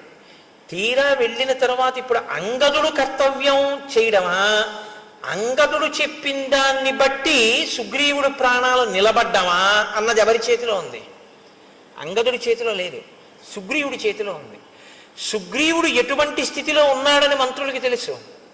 అసలు విపరీతమైనటువంటి భావోద్రేకంతో మధుపానాసక్తుడై కామాతురుడై ఉన్నాడు తప్ప అంగదుడు చెప్పింది చెవిలోకి వెళ్ళడం కాదు, మనసులోకి వెడుతుందా అన్నది చెప్పడం కష్టం. ఇప్పుడు అంగదుడితో లక్ష్మణుడు ఏమన్నాడు? వెళ్ళి చెప్పి బయటికి వచ్చి నాకేమైందో చెప్పన్నాడు. నించునున్నాడు. వెళ్ళి లోపల ఉండిపోతే కోపగిస్తాడు. ఇప్పుడు అంగదుడు కారణం అవుతాడు. అంగదుడు వెళ్ళి చెప్పిన తర్వాత చెప్తాడు, అయ్యా బయట లక్ష్మణమూర్తి ఎదురు చూస్తున్నారు, మీతో మాట్లాడతారట. తప్ప తాగి తూలుతూ అంతమంది కాంతలతో రమిస్తున్నటువంటి సుగ్రీవుడు అని ఊరుకున్నాడు అనుకోండి. ఎన్ని మాటలు చెప్తాడు? రాజు కాబట్టి తిరిగి వచ్చి ఆయన మధుపానం చేస్తున్నాడు, భార్యలతో క్రీడిస్తున్నాడు, నేను చెప్పాను కానీ ఆయన చెవికి ఎక్కినట్టు లేదు అన్నాడు అనుకోండి. ఏ సుగ్రీవుడు బతుకుతాడా? ఇక బతకడు. ఈ దోషానికేగా కాలం దాటిపోయింది. కాబట్టి ఇప్పుడు అంగదుడు వచ్చి చెప్పడం కాదు, అంగదుడు వచ్చి చెప్పే లోపల సుగ్రీవుడి ప్రాణములు నిలబడేటట్టుగా చెయ్యాలి ముందు. కాబట్టి వీళ్ళని వెళ్ళమనలేదా కాదు, ప్రభు ప్రాణములను కాపాడడం అన్నది అంగదుడు వెళ్ళి రావడంలో ఉంది. కాబట్టి పిల్లాడి మీద వదిలేసి పెద్దవాళ్ళు కూర్చోవడం కాదు, చెప్పినా చెప్పకపోయినా తాము వెళ్ళాలి, వెళ్ళి ప్రభువుని రక్షించుకోవాలి. ఇప్పుడు ఇది ఒక క్లిష్ట పరిస్థితి వచ్చింది కాబట్టి అందుకుని వెళ్ళారు వాళ్ళిద్దరూ లోపలికి. అంటే మంత్రులు అన్న వాళ్ళ యొక్క నడవడి ఎలా ఉండేదో, ఎంత గొప్పగా ప్రవర్తించేవారో, ఎంత దూరదృష్టితో వాళ్ళు ఉండేవారో ఒక సంఘటనని చూస్తే శ్రీరామాయణాన్ని పరిశీలనం చేస్తున్నప్పుడు ఆశ్చర్యంగా ఉండదు. పెద్దరికము అన్న మాట యొక్క బాధ్యత, కర్తవ్యం ఏమిటో. పెద్దరికం ఉన్నవాడు విషయాన్ని మనసులో పెట్టుకుని అది పగలకుండా ఎలా రక్షించాలో, ఎంత జాగ్రత్తగా తాను ప్రవర్తించవలసి ఉంటుందో. రామాయణం చదివితే మీకు అటువంటి ఆలోచన ధోరణి అలవాటు అవుతుంది. పెద్దరికం అన్న మాట పెద్దరికంగా నిలబెట్టుకోవడం అలవాటు అవుతుంది. కీర్తి కోసం పెద్దరికం కాదు. ఏరా ఇంతసేపు అయింది, నువ్వు నమస్కారం పెడతావో లేదో అని చూస్తున్నాను, నేనెందుకు కనపడతాను రా అండం కాదు పెద్దరికం అంటే. వస్తున్న ఇబ్బందుల్ని కడుపులో పెట్టుకుని అవి పగలకుండా రక్షించగలిగినటువంటి నైపుణ్యంతో ప్రవర్తించగలగడం పెద్దరికం. అది నీకు ఉండాలి. అంతేగాని పెళ్లిలో మనం చూస్తుంటాం, కొంతమంది కాలు మీద కాలేసి కూర్చుంటారు. ఏ మనవడి వరసవాడో ముని మనవడి వరసవాడో అలా వెళ్తుంటాడు. వీళ్ళు పలకరించరు. అంటే వీళ్ళు పలకరిస్తే వీళ్ళ మర్యాద పోయినట్టు. పాపం ఆ పిల్లాడు ఏదో అటు ఇటు తిరిగి అందరినీ పలకరించి ఒక గంట పైకి మీ తాతగారు అదిగోరా అంటారు. వచ్చి తాతయ్య నేను ఇదిగో ఇప్పుడే వచ్చాను తాతయ్య బాగున్నావా అంటాడు. చూస్తున్నాను రా 11ంటికి వచ్చావు 1 గంట అయింది తాతయ్య ఇప్పుడు కనపడ్డాడు నీకంటాడు. నువ్వు చూసావుగా నువ్వెందుకు వెళ్ళి పలకరించావు? కాల్సనా నీ పెద్దరికం? మనవణ్ణి చూసి నువ్వు వెళ్ళి పలకరించలేవు? ఏమిటి నీ పెద్దరికం? నీకు నమస్కారం చేయాలని నువ్వు అనుకుంటే రోడ్డు పక్క పెరిగిన చింత చెట్టుకి నమస్కారం చేయాలి. నీకన్నా ముందు పుట్టింది అది. వయస్సు వల్ల కాదు పరిణితి, జ్ఞానము వలన పరిణితి, నీ ప్రవర్తన వలన పరిణితి. అన్ని వేళలా వయస్సుతో పెద్దరికాన్ని గౌరవించడం కూడా చాలా కష్టంగా ఉంటుంది. ఆ పరిణితిని సంతరించుకోకపోతే ఆ పెద్దరికాన్ని భరించడం కష్టం. కాబట్టి పెద్దరికం వయస్సుతో పాటు అనుభవాన్ని పెంచుకోవాలంటే ఒక్కటే రామాయణం చదువుకోవడమే. రామాయణం బాగా చదువుకుంటే ఇలా ఉండాలన్నమాట అని బాగా అర్థమవుతుంది. ఎక్కడ ఏ పరిస్థితి ఉందో అక్కడ తాను చొరవ తీసుకుని వెళ్ళి నాన్న ఇలా కాదు ఇలా చెయ్యి అని చక్కగా చెప్పి కార్యం బాగా జరిగేటట్టు చేసి నా పెద్దరికం నిలబడింది చక్కగా చేయించేశాను కదా అని పొగట్ట కోసం ఆశించకుండా నువ్వు వెళ్ళిపోతావు అంతే సంతోషంగా. అది పెద్దరికం అన్న మాటకు అర్థం. తప్ప నాకేమిస్తారు దీనివల్ల, నాకేమొస్తుంది ప్రయోజనం దీనివల్ల, ఇక్కడ నా పెద్దరికం గుర్తించారా లేదా? కొంతమంది చూడండి చాలా ఆశ్చర్యంగా ఉంటుంది. బ్రహ్మస్థానంలో ఒక ఆయన కూర్చుంటారు, ఆయనకి తెలియదండి వైదిక మార్గం, ఆయన చేయిస్తాడు. కాదు, ఆవిడ ప్రత్యేకం ఓ చిన్న చాప ఒకేసుక అక్కడ కూర్చుంటుంది. కూర్చుని మా ఇంట్లో అది అలవాట్లేదు అది వద్దంటుంది. అదేమిటమ్మా వేదప్రోక్తం అమ్మా ఇది చెయ్యాలి, మాకు అలవాట్లేదు వీలు లేదంటుంది. ఏం తెలుసు? ఏం తెలియదు. ఏం తెలియకపోయినా ఎందుకు అలా అంటాం అంటే పెద్దరికం. అలా చేయిస్తే తన పెద్దరికం నిలబడిందని ఓ సంతోషం. ఇప్పుడు అది చెప్పి కొంచెం అలా కుదరదులేమ్మా నువ్వు ఊరుకో అమ్మా చెయ్యి అన్నారనుకోండి, ఇంకా నేను ఎందుకని పెట్టేసరి చేసుకుంటుంది ఆవిడ. అదేమిటి పెళ్ళింట్లో నేను అలా చెయ్యొచ్చా, ఇదేమి పెద్దరికం అని ఉండదు. మీరు జాగ్రత్తగా గమనించండి, నేను ఎవరి మీద ఆక్రోశంతో మాట్లాడటం లేదు. పెద్దరికం అన్నది దేనికి పనికి రావాలంటే తనకన్నా వెనక పుట్టిన వాళ్ళ సంతోషానికి పనికి రావాలి. తనకన్నా వెనక పుట్టిన వాళ్ళందరినీ ఏడిపించడానికి పనికి వచ్చిన పెద్దరికం కాల్చనా దేనికండి? అది అలా ఉండకూడదు, తప్పది. నేను రామాయణం చెప్తూ అలాగే చెప్పగలను, ఇంకోలా చెప్పడం నా చేత కాదు. ఒకవేళ నేను చెప్పింది అంత బాగుండకపోతే నన్ను క్షమించాను. కాబట్టి ఇప్పుడు అంగదుడు లోపలికి వెళ్ళాడు, ఆయనతో పాటు మంత్రులు కూడా వెళ్ళారు.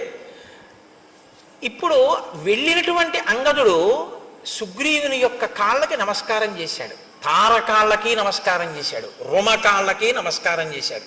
అంటే ఇద్దరు భార్యలతోటి శయనాగారంలో బాగా మధువు సేవించి తానుండడం కాదు, ఆయన భార్యలు కూడా సేవించి ఉన్నారు, ఆ స్థితిలో ఉన్నారు. అటువంటి చోట ఒక కొడుకు వెళ్ళి నమస్కారం పెట్టి మాట్లాడడానికే చాలా ఇబ్బందిగా ఉంటుంది. మీరు ఆలోచించండి. నేను ఒక్క మాట చెప్తా, అంతకన్నా దాటి చెప్పడం నా సంస్కారానికి కూడా ఇష్టం ఉండదు. వాళ్ళు తల్లులు, ఆయన తండ్రి, వాళ్ళు అలా ఉండగా ఓ కొడుకు వెళ్ళి నమస్కారం చేయడం అన్నది ఆయనకి ఎంత బాధగా ఉంటుంది మీరు ఆలోచించండి. ఇంకొకప్పుడు ఇలా ఉండకుండా ఉంటాడు, వెళ్ళి చెప్తాను మా నాన్నగారికి అనడానికి అలా ఉండకుండా తండ్రి ఉంటాడన్న నమ్మకం లేని స్థితిలోకి వెళ్ళిపోయి ఉన్నాడు ఆయన. కాబట్టి ఇప్పుడు లక్ష్మణుడికి చెప్పుకోలేడు అంగదుడు. ఇది చిన్నపిల్లల్ని ఇబ్బంది పెట్టే పెద్దరికంగా మారడం అంటే. కాబట్టి ఇప్పుడు పాపం అలాగే వెళ్ళి నమస్కారం చేశాడు. నమస్కారం చేసి అంజలి ఘటించి చెప్పాడు. లక్ష్మణమూర్తి కోపంగా ఉన్నారు, రాముడు శోకంతో ఉన్నట్ట, ఆయన చెప్పమన్నది చెప్పడానికి వచ్చాడు, ఎదురు చూస్తున్నాడు, నిన్ను కలుస్తానంటున్నాడు, నన్ను వచ్చి ఏ మాట చెప్పమన్నాడు, కాబట్టి నేను ఏం చెప్పను అని అడిగాడు. ఈయన చెప్పిన మాట ఆయన మనసులోకి వెళ్ళలేదు, ఆయన తలకెక్కలేదు. ఎందుకు ఎక్కలేదంటే ఆయన మనసు ఇక్కడ లేదు, ఇంకొక దాని యందు అనురక్తమై ఉంది. కాబట్టి ఇప్పుడు ఆయన వినే స్థితిలో లేడు. ఇప్పుడు కాసేపు మీరు ఆ పనులు ఆప్ చేసి ఇది వినండి అనే స్థితిలో కొడుకు లేడు. చూడండి ఆ వ్యసనము హనుమ చెప్పింది ఇదే కదా, వచ్చేసిందా లేదా ఆ పరిస్థితి? చూస్తుండగా వచ్చేసింది అంతే. ప్రాణ సంకటంలో వెళ్ళిపోయాడు సుగ్రీవుడు. ఇప్పుడు ఈశ్వరానుగ్రహం పనిచేసింది. కేవలం మిత్రుడు చంపకూడదు అనుకున్న రాముని యొక్క అనుగ్రహమే బహుశా సుగ్రీవుణ్ణి కాపాడింది. లక్ష్మణుని యొక్క కోపంతో లక్ష్మణుడు దగ్గరికి వచ్చి అంగదుడు మాట చెప్పిన తరువాత లోపలికి వెడదామని ముందుకు నడిచొస్తున్నటువంటి లక్ష్మణుణ్ణి చూసి భయపడిపోయినటువంటి కొన్ని వేల వానరములు ఏకకాలంలో ఒక పెద్ద అర్థనాదం చేశాయి. లోపలికి వెళ్ళిపోతున్నాడు, ఇంత కోపంగా ఉన్నాడు, అంగదుడు పైకి రాలేదు, ప్రభువు మత్తిల్లి ఉన్నాడు, ఏమవుతుందో అని వాళ్ళు ఒక పెద్ద నాదం చేశారు అందరూ. ఇన్ని వేల వానరములు ఒక్కసారి నాదం చేస్తే సుగ్రీవుడు ఉలిక్కి పడ్డాడు. అంటే ఆయన ఎంత తాగి ఉన్నాడో, ఎంత మత్తులో ఉన్నాడో మీరు ఆలోచించారు. ఇప్పుడు ఆయన ఉలిక్కి పడి సచివుల్ని పిలిచాడు. అందుకొచ్చారు ఆ ప్లక్షుడు ప్రభావుడు. వెంటనే మంత్రుల దగ్గరికి వచ్చారు. అన్నాడు, ఎందుకు అలా అరుస్తున్నారు వానరులు అని అడిగాడు. అప్పుడు వాళ్ళు చెప్పారు, ఎందుకు అరుస్తున్నారు ఏమిటి? లక్ష్మణమూర్తి వచ్చాడు, రాముడు కోపంగా ఉన్నాడు, రాముడు శోకిస్తున్నాడు, సందేశం పట్టుకొచ్చాడు, నీతో మాట్లాడతాట, నీ దగ్గరికి వస్తాట, ఏం చెప్పమంటావు అని అడిగాడు. అడిగితే ఇప్పుడు అన్నాడు, సర్వదా సుకరం మిత్రం దుష్కరం పరిపాలనం అనిత్యత్వాచ్చ చిత్తానాం ప్రీతిరల్పేపి భిద్యతే. నేను రాముని పట్ల ఏ అపచారము చేయలేదు, రాముడి పట్ల ఒక్క మాట తప్పుగా మాట్లాడలేదు.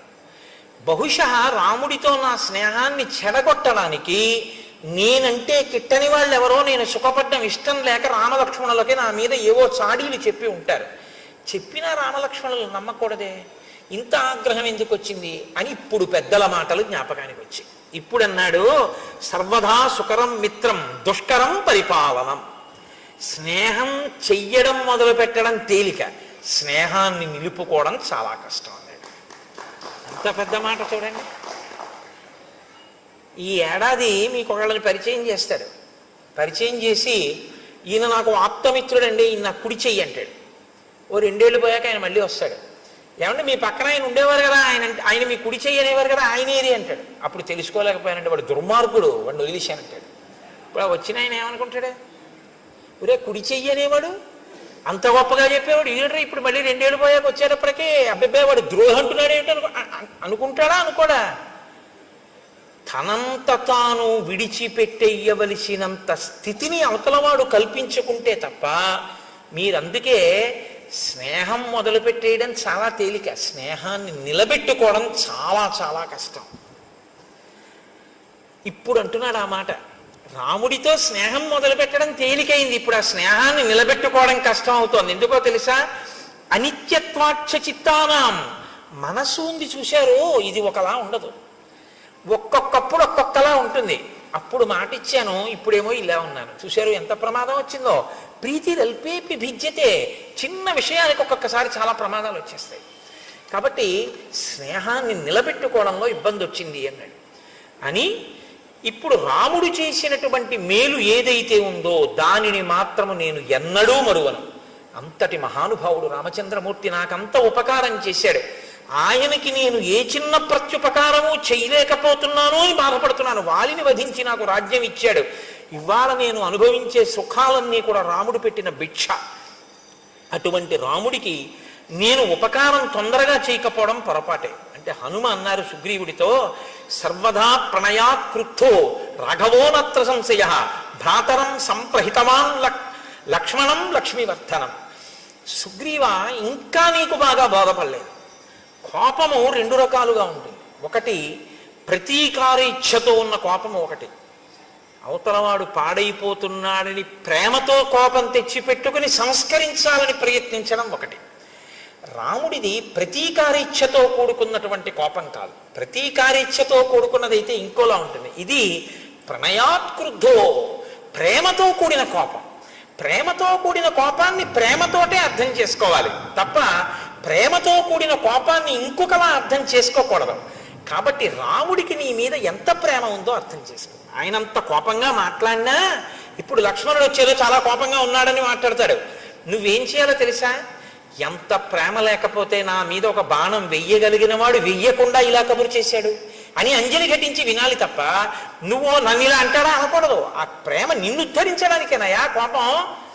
ఈ శ్లోకం కానివ్వండి ఇవాళ సమాజంలో సరిగ్గా జీర్ణమైతే చాలా మంది మధ్య విభేదాలు, చాలా మంది మధ్య దెబ్బలాటలు, చాలా చాలా ఆత్మహత్యలు ఆగిపోతాయి. అమ్మ దెబ్బలాడితే ఆత్మహత్య ఏమిటండి? నాన్నగారు దెబ్బలాడితే ఆత్మహత్య ఏమిటి? భర్త దెబ్బలాడితే ఆత్మహత్య ఏమిటి? భార్య పుట్టింటికి వెళ్ళి రావడం ఆలస్యం అయితే భర్త ఆత్మహత్య చేసుకోవడం ఏమిటి? అంటే అవతల వారు ఒక మాట అన్నప్పుడు ప్రేమతో అన్న మాటని ప్రేమగా స్వీకరించగలిగినటువంటి లక్షణం కోల్పోతే ఏమైపోతుందంటే అవి ఎప్పుడు పిటపిటలాడుతూ ఉంటాయి తప్ప సంబంధాలు వాటికి అనురక్తి ఆర్ద్రత అన్న తడి అంటి ఉండవు ఆ సంబంధాలకి. అవి ఎప్పుడు ఎండిపోయినటువంటి వేయించేసినప్పుడల్లా ఉంటాయి. మీరు ఎక్కడ ముట్టుకున్నా పలుక్కుని విరిగిపోతుంది. అలా ఉండకూడదు. చక్కగా ముట్టుకుంటే తడితో ప్రేమ అన్న తడి తగలడం వల్ల మీరు ముట్టుకుంటే సాగేటటువంటి గుణం కలిగినటువంటిదై ఉండాలి. మీరు ఎంత దాన్ని స్వీకరిస్తే అంత మధురిమ దాంట్లోంచి రావాలి. మీరు ఒక ద్రాక్ష పండుని మంచి ఎండాకాలంలో ఫ్రిడ్జ్లోంచి ద్రాక్ష పళ్ళ గుత్తొకటి తీసి తొక్క కూడా తీయవలసిన అవసరం లేకుండా ఉన్నటువంటి పండు కదా, దాన్ని తీసి ఇలా నోట్లో వేసుకుని పెదవుల మధ్య పెట్టి నొక్కండి, పళ్ళ మధ్య పెట్టి నొక్కండి, బుగ్గ కింద పెట్టి నొక్కండి, ఇలా పెట్టి వేళ్లతో నొక్కుకోండి. అది తీయటి చల్లటి రసాన్ని చిమ్ముతుంది మీ మీద. కొన్ని కొన్ని అనుబంధాలు అలా ఉండాలి. వాటిని అలా అర్థం చేసుకోవాలి. ఒక్కొక్కసారి దెబ్బలాడారు అనుకోండి, ఓ ఎందుకు దెబ్బలాడి ఉంటారు, ఎంత ప్రేమైకమూర్తి నా ఎందు ఇలా అన్నారంటే ఆయనకి ఎంత ఆర్తితో అంటున్నారో అన్న విషయాన్ని అర్థం చేశాను. ఒక్కొక్కసారి ఆవిడ అంటుంది కోపంతో, ఆవిడ కోపంతో అంటే ఓ నా ఎందు ఎంత ప్రేమ కలిగింది, ఎంత పిచ్చిది నేనంటే ఆ ప్రేమలో అంటుంది అని దాన్ని మీరు ప్రేమగా స్వీకరించాలి. అంతేకాని నన్ను అంత మాట అంటుందా. 1947లో పెళ్ళైన కొత్తల్లో ఇలాగే 57, 67, 77 దిక్కుమాలవన్నీ గుర్తు తెచ్చుకొని అక్కడి నుంచి ఇంకా వారం రోజులు మాటలు మానేసి కంచాలు విసిరేసి నానా అల్లరి చేసేసుకుని ఇల్లు యమలోకం కింద చేసుకుని ఆ తర్వాత ప్రారంధం ఎవరు అనుభవించాలి, వీళ్ళిద్దరే అనుభవించాలి. ఎందుకంత కోపం? ప్రణయాత్కృత ఆ ప్రేమతో కూడినటువంటి కోపాన్ని ప్రేమతో కూడిన కోపంగానే అర్థం చేసుకోవయ్యా. హనుమ మాట్లాడితే అలా ఉంటాయండి. అమ్మో ఏమి మాటలండి మహానుభావుడివి. కాబట్టి ఆర్తస్య కృతదారస్య పరుషం పురుషాంతరాత్ వచనం మర్షణీయంతే రాఘవస్య మహాత్మనః. నువ్వు నీ భార్యలతో ఉన్నావు, రాజ్యాన్ని పొందావు, వేళ దాటిపోయినా సుఖాలు అనుభవిస్తున్నావు. భార్య లేదు, రాజ్యం లేదు, నీకు ఉపకారం చేశాడు, నీకు సమయం ఇచ్చాడు, తాను నగరంలో కూడా రాలేదు, బయట పర్వత గుహలో ఉన్నాడు, ఒక గుహలో పడుకుంటున్నాడు. ఇన్నాళ్ళు ఎదురు చూశాడు. ఎంత బాధ వస్తుందో ఇప్పుడు. ఆ బాధలో వచ్చేటటువంటి మాట కొంచెం కష్టంగానే ఉంటుంది నువ్వు వినడానికి, కానీ నువ్వు వినడానికి కష్టంగా ఉందని కాదు వినవలసింది. అవతల వాడి కష్టం ఎంత ఉంటే ఆ మాట వచ్చిందో నువ్వు గమనించాలి. కాబట్టి ఇలా కోణంలో విని ఇప్పుడు లక్ష్మణుడు చెప్పేది తప్ప నువ్వు బాగా తప్ప తాగి ఉన్నావు కాబట్టి రాముడు నన్ను ఇలా అంటాడా అని వినవద్దు సుమా. ఎంత సిద్ధం చేస్తున్నారో చూడండి. ఇది హనుమంటే మహానుభావుడండి ఆయన. అందుకే ఆయన పేరు చెప్తే చాలు మనిషి చక్కటి స్థితిని పొందుతాడు. కృతాపరాధస్య హితే నాణ్యత్ పశ్యామ్యహం క్షమం అంతరేణాంజలిం బద్ధ్వా లక్ష్మణస్య ప్రసాదనాత్. ఓ కిష్కింధకాండే. ఏమి హరిప్రసాద్ గారు చెప్దామా? చూద్దాం అదో సంతోషం. కాబట్టి ఇప్పుడు నువ్వు ఒకవేళ లక్ష్మణుడు వచ్చి క్రుద్ధుడై మాట్లాడినా అంజలి ఘటించి విను తప్ప ఇంకొకలా మాత్రం దాన్ని అర్థం చేసుకుని కోపగించవద్దు అన్న తరువాత ఆ లక్ష్మణుడు అక్కడ నిలబడి ఉన్నాడు. నిలబడి ఉండగా కూజితం నూపురాణంచ కాంచీనాం నిదనదం తథా సన్నిశమ్య తత శ్రీమాన్ సౌమిత్రిర్లజ్జితో భవత్ రోషవేగ ప్రకుపిత శ్రుత్వా చాభరణస్వనం చకారజ్యాస్వనం వీరో దిశ శబ్దేన పూరయన్ చారిత్రేణ మహాబాహు అపకృష్ట సలక్ష్మణ తాసానేకాంతమాశ్రిత్య రామశోక సమన్విత.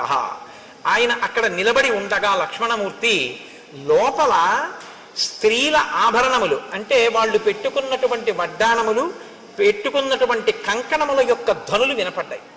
ఆయన స్త్రీలు రాజుతో సంతోషంగా ఏకాంతంగా తిరుగుతూ ఉండగా నేను ఇక్కడ దగ్గరగా తిరగకూడదు అని సిగ్గు చెందినవాడై పక్కకి వెళ్ళాడు. అది ఆయన చారిత్రం, ఆయన నడవడటువంటిది. కానీ వెంటనే జ్ఞాపకానికి వచ్చింది, మా అన్నయ్య అంత బాధపడుతున్నాడు, ఈ సుగ్రీవుడు ఇక్కడ ఇలా సుఖిస్తున్నాడు. ఆయనకి బాధ కలిగి వెంటనే పిడుగు పడితే ఎటువంటి ధనొస్తుందో, మేఘం ఒక్కసారి గర్జిస్తే ఎటువంటి ధనొస్తుందో అలా టంకారం చేశాడు. చేసేటప్పటికి లోపల ఉన్నటువంటి సుగ్రీవుడు అదిరిపోయాడు. అదిరిపోయి ఆసనం మీద ఉన్నవాడు ఉన్నట్టుగా ఒక్కసారి లేచి నిలబడ్డాడు. నిలబడి తారని పిలిచి అన్నాడు, తారా, ఇంత ఆగ్రహంతో ఉన్నటువంటి లక్ష్మణుడికి నేను ఎదురుపడి మాట్లాడడం కష్టం. నేనున్న పరిస్థితిలో లక్ష్మణుడితో మాట్లాడలేను. కానీ రామలక్ష్మణులు గొప్ప చారిత్రం ఉన్నవారు. నీవు వెళ్ళి ఎదురుగుండా నిలబడి మాట్లాడితే నువ్వు ఏ స్థితిలో ఉన్నా సరే ఆడదాన్ని చూసేటప్పటికీ కోపాన్ని వదిలిపెట్టేస్తారు. కాబట్టి నువ్వు వెళ్ళి మాట్లాడు. నువ్వు మాట్లాడడంలో సమర్థురాలివి. నాతో మాట్లాడడానికి వీలైనంత రీతిలో లక్ష్మణుడి కోపం తగ్గిపోయిన తర్వాత నేను వచ్చి మాట్లాడతానన్నాడు. ఇప్పుడు తార లక్ష్మణుడి దగ్గరికి వెళ్ళింది. ఎలా వెళ్ళింది? అది తార గొప్పతనం అండి. కిష్కింధకాండలో ఒక మెరుపు తార. సాప్రస్కలంతి మదవిహ్వలాక్షి ప్రలంబకాంచి గుణహేమ సూత్ర సలక్ష్మణ లక్ష్మణ సన్నిధానం జగామతారా నమితాంగ యష్టి. ఆమె వడ్డాణం వేలాడిపోతోంది, అంటే పెట్టుకుని లేదు. ఆమె మెడలో వేసుకున్నటువంటి హారములన్నీ కూడా పెట్టుకున్న కొక్కెములు జారిపోయి ఊడిపోయి ఉన్నాయి. ఆవిడ బాగా మధువు సేవించి ఉంది. కనుగుడ్లు తిరుగుడు పడి ఉన్నాయి. అంటే ఆమె శరీరం మీద ఉండవలసినటువంటివి ఏవీ సరిగ్గా లేవు. ఆమె అలాగే లేచి నిలబడి స్థిమితంగా నడవలేక తూలుతూ లక్ష్మణమూర్తి దగ్గరికి వచ్చింది. అలా వచ్చినటువంటి తన మిత్రుని యొక్క భార్యని చూసేసేటప్పటికీ అంత లక్ష్మణమూర్తి కూడా నా మిత్రుడి భార్య, నేను ఇలా కళ్ళెత్తి అటువంటి ఆవిడ్ని చూడకూడదని కోపాన్ని తగ్గించుకుని కన్నులు తలొక్కసారి ఉంచి పరమప్రసన్నుడై తన మిత్రుడి భార్య ఎదురుగుండా వచ్చింది కాబట్టి ప్రశాంతుడై పక్కకి నిలబడ్డాడు. ఇప్పుడు తారంది, కిం కోపమూలం మనుజేంద్రపుత్ర కస్తేన సంతిష్టతి వాంగ్మిదేశే కశుష్క వృక్షం వనమాపతంతం దావాగ్ని మాసీదతి నిర్విశంక. లక్ష్మణ, ఏమి అలా అక్కడ నిలబడిపోయావు? ఎండిపోయినటువంటి చెట్లతో కూడినటువంటి వనంలో దావాగ్ని ప్రవేశిస్తే అటువంటి దావాగ్నితో కూడుకున్నటువంటి పెద్ద అగ్నిహోత్రం ఎండిపోయిన చెట్లని కాల్చుకుంటూ వస్తుంటే ధైర్యంగా దానికి ఎదురు వెళ్ళిన వాడు ఎవరు నీకు అపకారం చేశారు? కిమయం కామవృత్తస్తే లుప్త ధర్మార్థ సంగ్రహ భర్త భర్తృహితే యుక్తే నచైనం అవబుధ్యసే. లక్ష్మణమూర్తి అన్నారు, నీ భర్త ధర్మార్థ కామముల యొక్క సమన్వయాన్ని మర్చిపోయి కామోపభోగమునందు అనురక్తి కలిగి చెయ్యవలసిన కర్తవ్యాన్ని విడిచిపెట్టేసి ప్రమాదాన్ని కొని తెచ్చుకుంటున్నటువంటి విషయం నీకు తెలియదా తారా? నచింతయతి రాజ్యార్థం నాస్మాం శోకపరాయణాన్ సామాత్య పరిషత్ తారే కామమేవోపసేవతే. ఆయన రాజ్యాన్ని పట్టించుకోవట్లేదు, మంత్రుల్ని పట్టించుకోవట్లేదు, మంత్రులకి దర్శనం ఇవ్వట్లేదు, కేవలం కామాన్ని సేవిస్తున్నాడు. అలా ఉండడం తప్పు కాదా? సమాసాంశ్చతుర కృత్వా ప్రమాణం ప్లవగేశ్వర వ్యతీంతాంస్తాన్ మదవ్యగ్రో విహరన్నావబుధ్యతే. ఆయన ప్రత్యుపకారం చేస్తాను అని రామచంద్రమూర్తికి మాట ఇచ్చి రాముడి వలన ఉపకారం పొంది సమాసాం చతుర 4 నెలలు అయిపోయినా కుత్వా ప్రమాణం ప్లవగేశ్వర చేసినటువంటి మాట మరిచిపోయి వ్యతీతాంస్తాన్ మదవ్యగ్రో మదం చేత తాను చెప్పినటువంటి మాట తప్పిపోయి ఇలా తిరుగుతుండడం తప్పు కాదా? అంటే తారంది, నకోపకాల క్షితిపాలపుత్ర నచాతి కోప స్వజనీ విధేయ తదర్థకామస్య జనస్య తస్య ప్రమాదమప్యర్కసి వీరసోఢుం. నాయన లక్ష్మణ, నువ్వు కోపించవలసినటువంటి సమయం ఇది కాదు. 2, నీ వారి యందు నువ్వు కోపం పెట్టుకోవచ్చా? నీ స్వజనుడయా సుగ్రీవుడు, తప్పు చేస్తే నువ్వు దిద్దాలి, అంతేకాని నువ్వు ఆయన మీద కోపం పెట్టుకోవడం ఏమిటి? కాబట్టి నువ్వు ఈ కోపాన్ని వెంటనే విడిచిపెట్టేటటువంటి ప్రయత్నం చెయ్యి. పైగా సుగ్రీవుడు కామాన్ని అనుభవిస్తూనే నీ కార్యాన్ని సాధించడానికి కావలసినటువంటి ప్రయత్నం చేస్తున్నాడు. సైన్యాన్ని పిలిపించడానికి నీలుడికి ఆదేశం ఇచ్చి ఉన్నాడు. ఈ మాట చెప్పారు కాబట్టి లక్ష్మణమూర్తి ఆగారు. హనుమ ఆనాడు వచ్చి ఎంత రక్షించారో చూడండి. కాబట్టి అధిక గుణములు కలిగినటువంటి వాడు ఎప్పుడూ కూడా తక్కువ గుణములు కలిగినటువంటి వాడిని క్షమించగలిగినటువంటి వాడై ఉండాలి.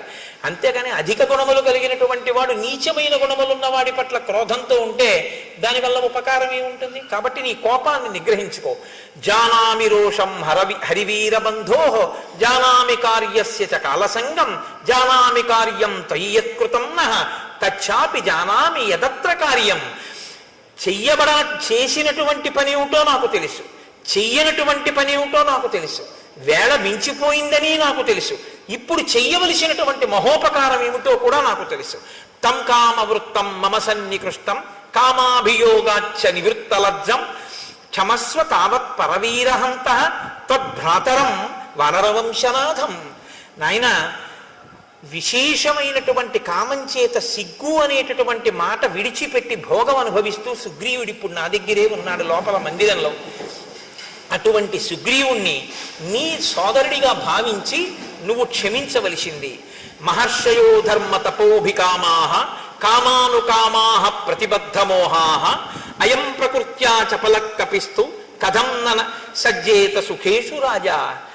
ఇంతకాలం ఎక్కడో పర్వత శిఖరాల మీద తిరిగాడు, సుఖం అంటే ఏమిటో తెలియదు. ఇంతకాలానికి రాజ్యము భార్య దొరికాయి కాబట్టి కామంలో అన్నిటినీ మరిచిపోయాడు.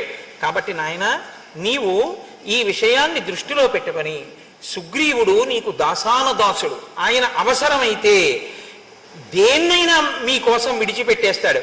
తదాగచ్చ మహాబాహో చారిత్రం రక్షితం తయా అచ్చలం మిత్రభావేన సతాం దారావలోకనం. లోపలికొచ్చి సుగ్రీవుణ్ణి చూడు. సుగ్రీవుణ్ణి నువ్వు చూడడానికి అభ్యంతరం ఏంటి?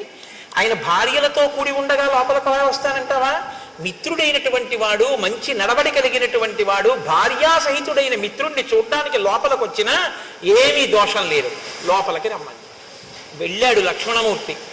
రుమని ఒక తొడ మీద కూర్చోపెట్టుకుని చుట్టూ వానరకాంతలతో కామోపభోగాన్ని అనుభవిస్తూ కనుగుడ్లు తిరుగుడు పడుతూ బాగా మధుపాలాసక్తుడై హారములు చెదిరిపోయి ఉన్నాడు ఆ సుగ్రీవుడు. లక్ష్మణమూర్తిని చూడగానే ఒక్కసారి ఎగిరి ఆ పైనుంచి కిందకి దూకాడు. ఆసనం మించి నిలబడ్డాడు. నిలబడితే లక్ష్మణమూర్తి అంటారు, లక్ష్మణమూర్తి యొక్క ఆగ్రహం ఎలా ఉందో వాతావరణం కూడా అలాగే ఉంది. కాబట్టి యస్తు రాజాస్థితో ధర్మే మిత్రాణం ఉపకారిణం మిథ్యా ప్రతిజ్ఞాం కురితే కో నృశంసతర స్తత. మిత్రుడికి ఉపకారం చేస్తాను అని చెప్పి ఆ మాట మరిచిపోయినటువంటి వాణ్ణి క్రూరుడు అని పిలుస్తారు. శతం అశ్వానృతే హంతి సహస్రం తు గవానృతే ఆత్మానం స్వజనం హంతి పురుషానృతే. ఒక గోవునిస్తానని ఇవ్వని వాడు ఒక గుర్రాన్ని ఇస్తానని ఇవ్వకపోతే 100 గుర్రాల్ని చంపేసినట్టు, ఒక గోవునిస్తానని ఇవ్వకపోతే 1000 గోవుల్ని చంపినట్టు. మనుష్యుడికి ఒక ఉపకారం చేస్తానని చెయ్యకపోతే వాడు తన బంధువుల్ని చంపి తనని తాను చంపుకున్నట్టు. కాబట్టి మాట ఇచ్చి తప్పిన వాడికి ఎప్పుడూ ప్రాయశ్చిత్తం లేదు. బ్రహ్మగారు చెప్పారు ఒకనాడు, సుగ్రీవ బ్రహ్మగ్నే చ సురాపే చ చోరే భగ్నవ్రతే తథా నిష్కృతార్హితా సిద్భి కృతజ్ఞే నాస్తి నిష్కృతి. బ్రహ్మహత్య చేసిన వాడికి, సురాపానం చేసిన వాడికి, దొంగతనం చేసిన వాడికి, వ్రతం చేస్తానని చెయ్యని వాడికి నిష్కృతుంది. కానీ కృతజ్ఞుడై చేసిన ఉపకారం మరిచిపోయిన వాడికి మాత్రం ఒక్క నాటికి ప్రాయశ్చిత్తం లేదు. కాబట్టి ఈ గ్రామ్య భోగాన్ని అనుభవించడం మానేసి చెయ్యవలసిన ఉపకారాన్ని చెయ్యి. లేకపోతే వాలి వెళ్ళిన మార్గం మూసుకుపోలేదని గుర్తుంచుకో. రాముడు చెప్పాడు ఈ మాట అని చెప్తే తార మహాతల్లండి, ఆవిడ వెంటనే లేచింది. నాయన, నువ్వంత కోపంగా మాట్లాడకూడదు. ఎందుకో తెలుసా?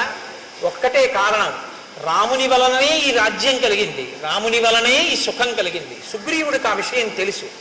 కానీ ఎక్కడ మిలిక పెట్టిందో చూడండి. అంత మధుపానాసక్త అయ్యున్నా, అంత భర్తతో భోగింపబడుతూ కనుగుడ్లు తిరుగుడు పడుతూ తను బయటికొచ్చినా లక్ష్మణుడు ఇంకా మళ్ళీ ఇంకొక మాట మాట్లాడకుండా ఉండడం కోసం ఎక్కడ బంధనం వేయాలో అక్కడ వేసేసిందంతే. వేసేసేటప్పటికి ఇంత లక్ష్మణమూర్తి ఇక మాట్లాడడం కుదరలేదు.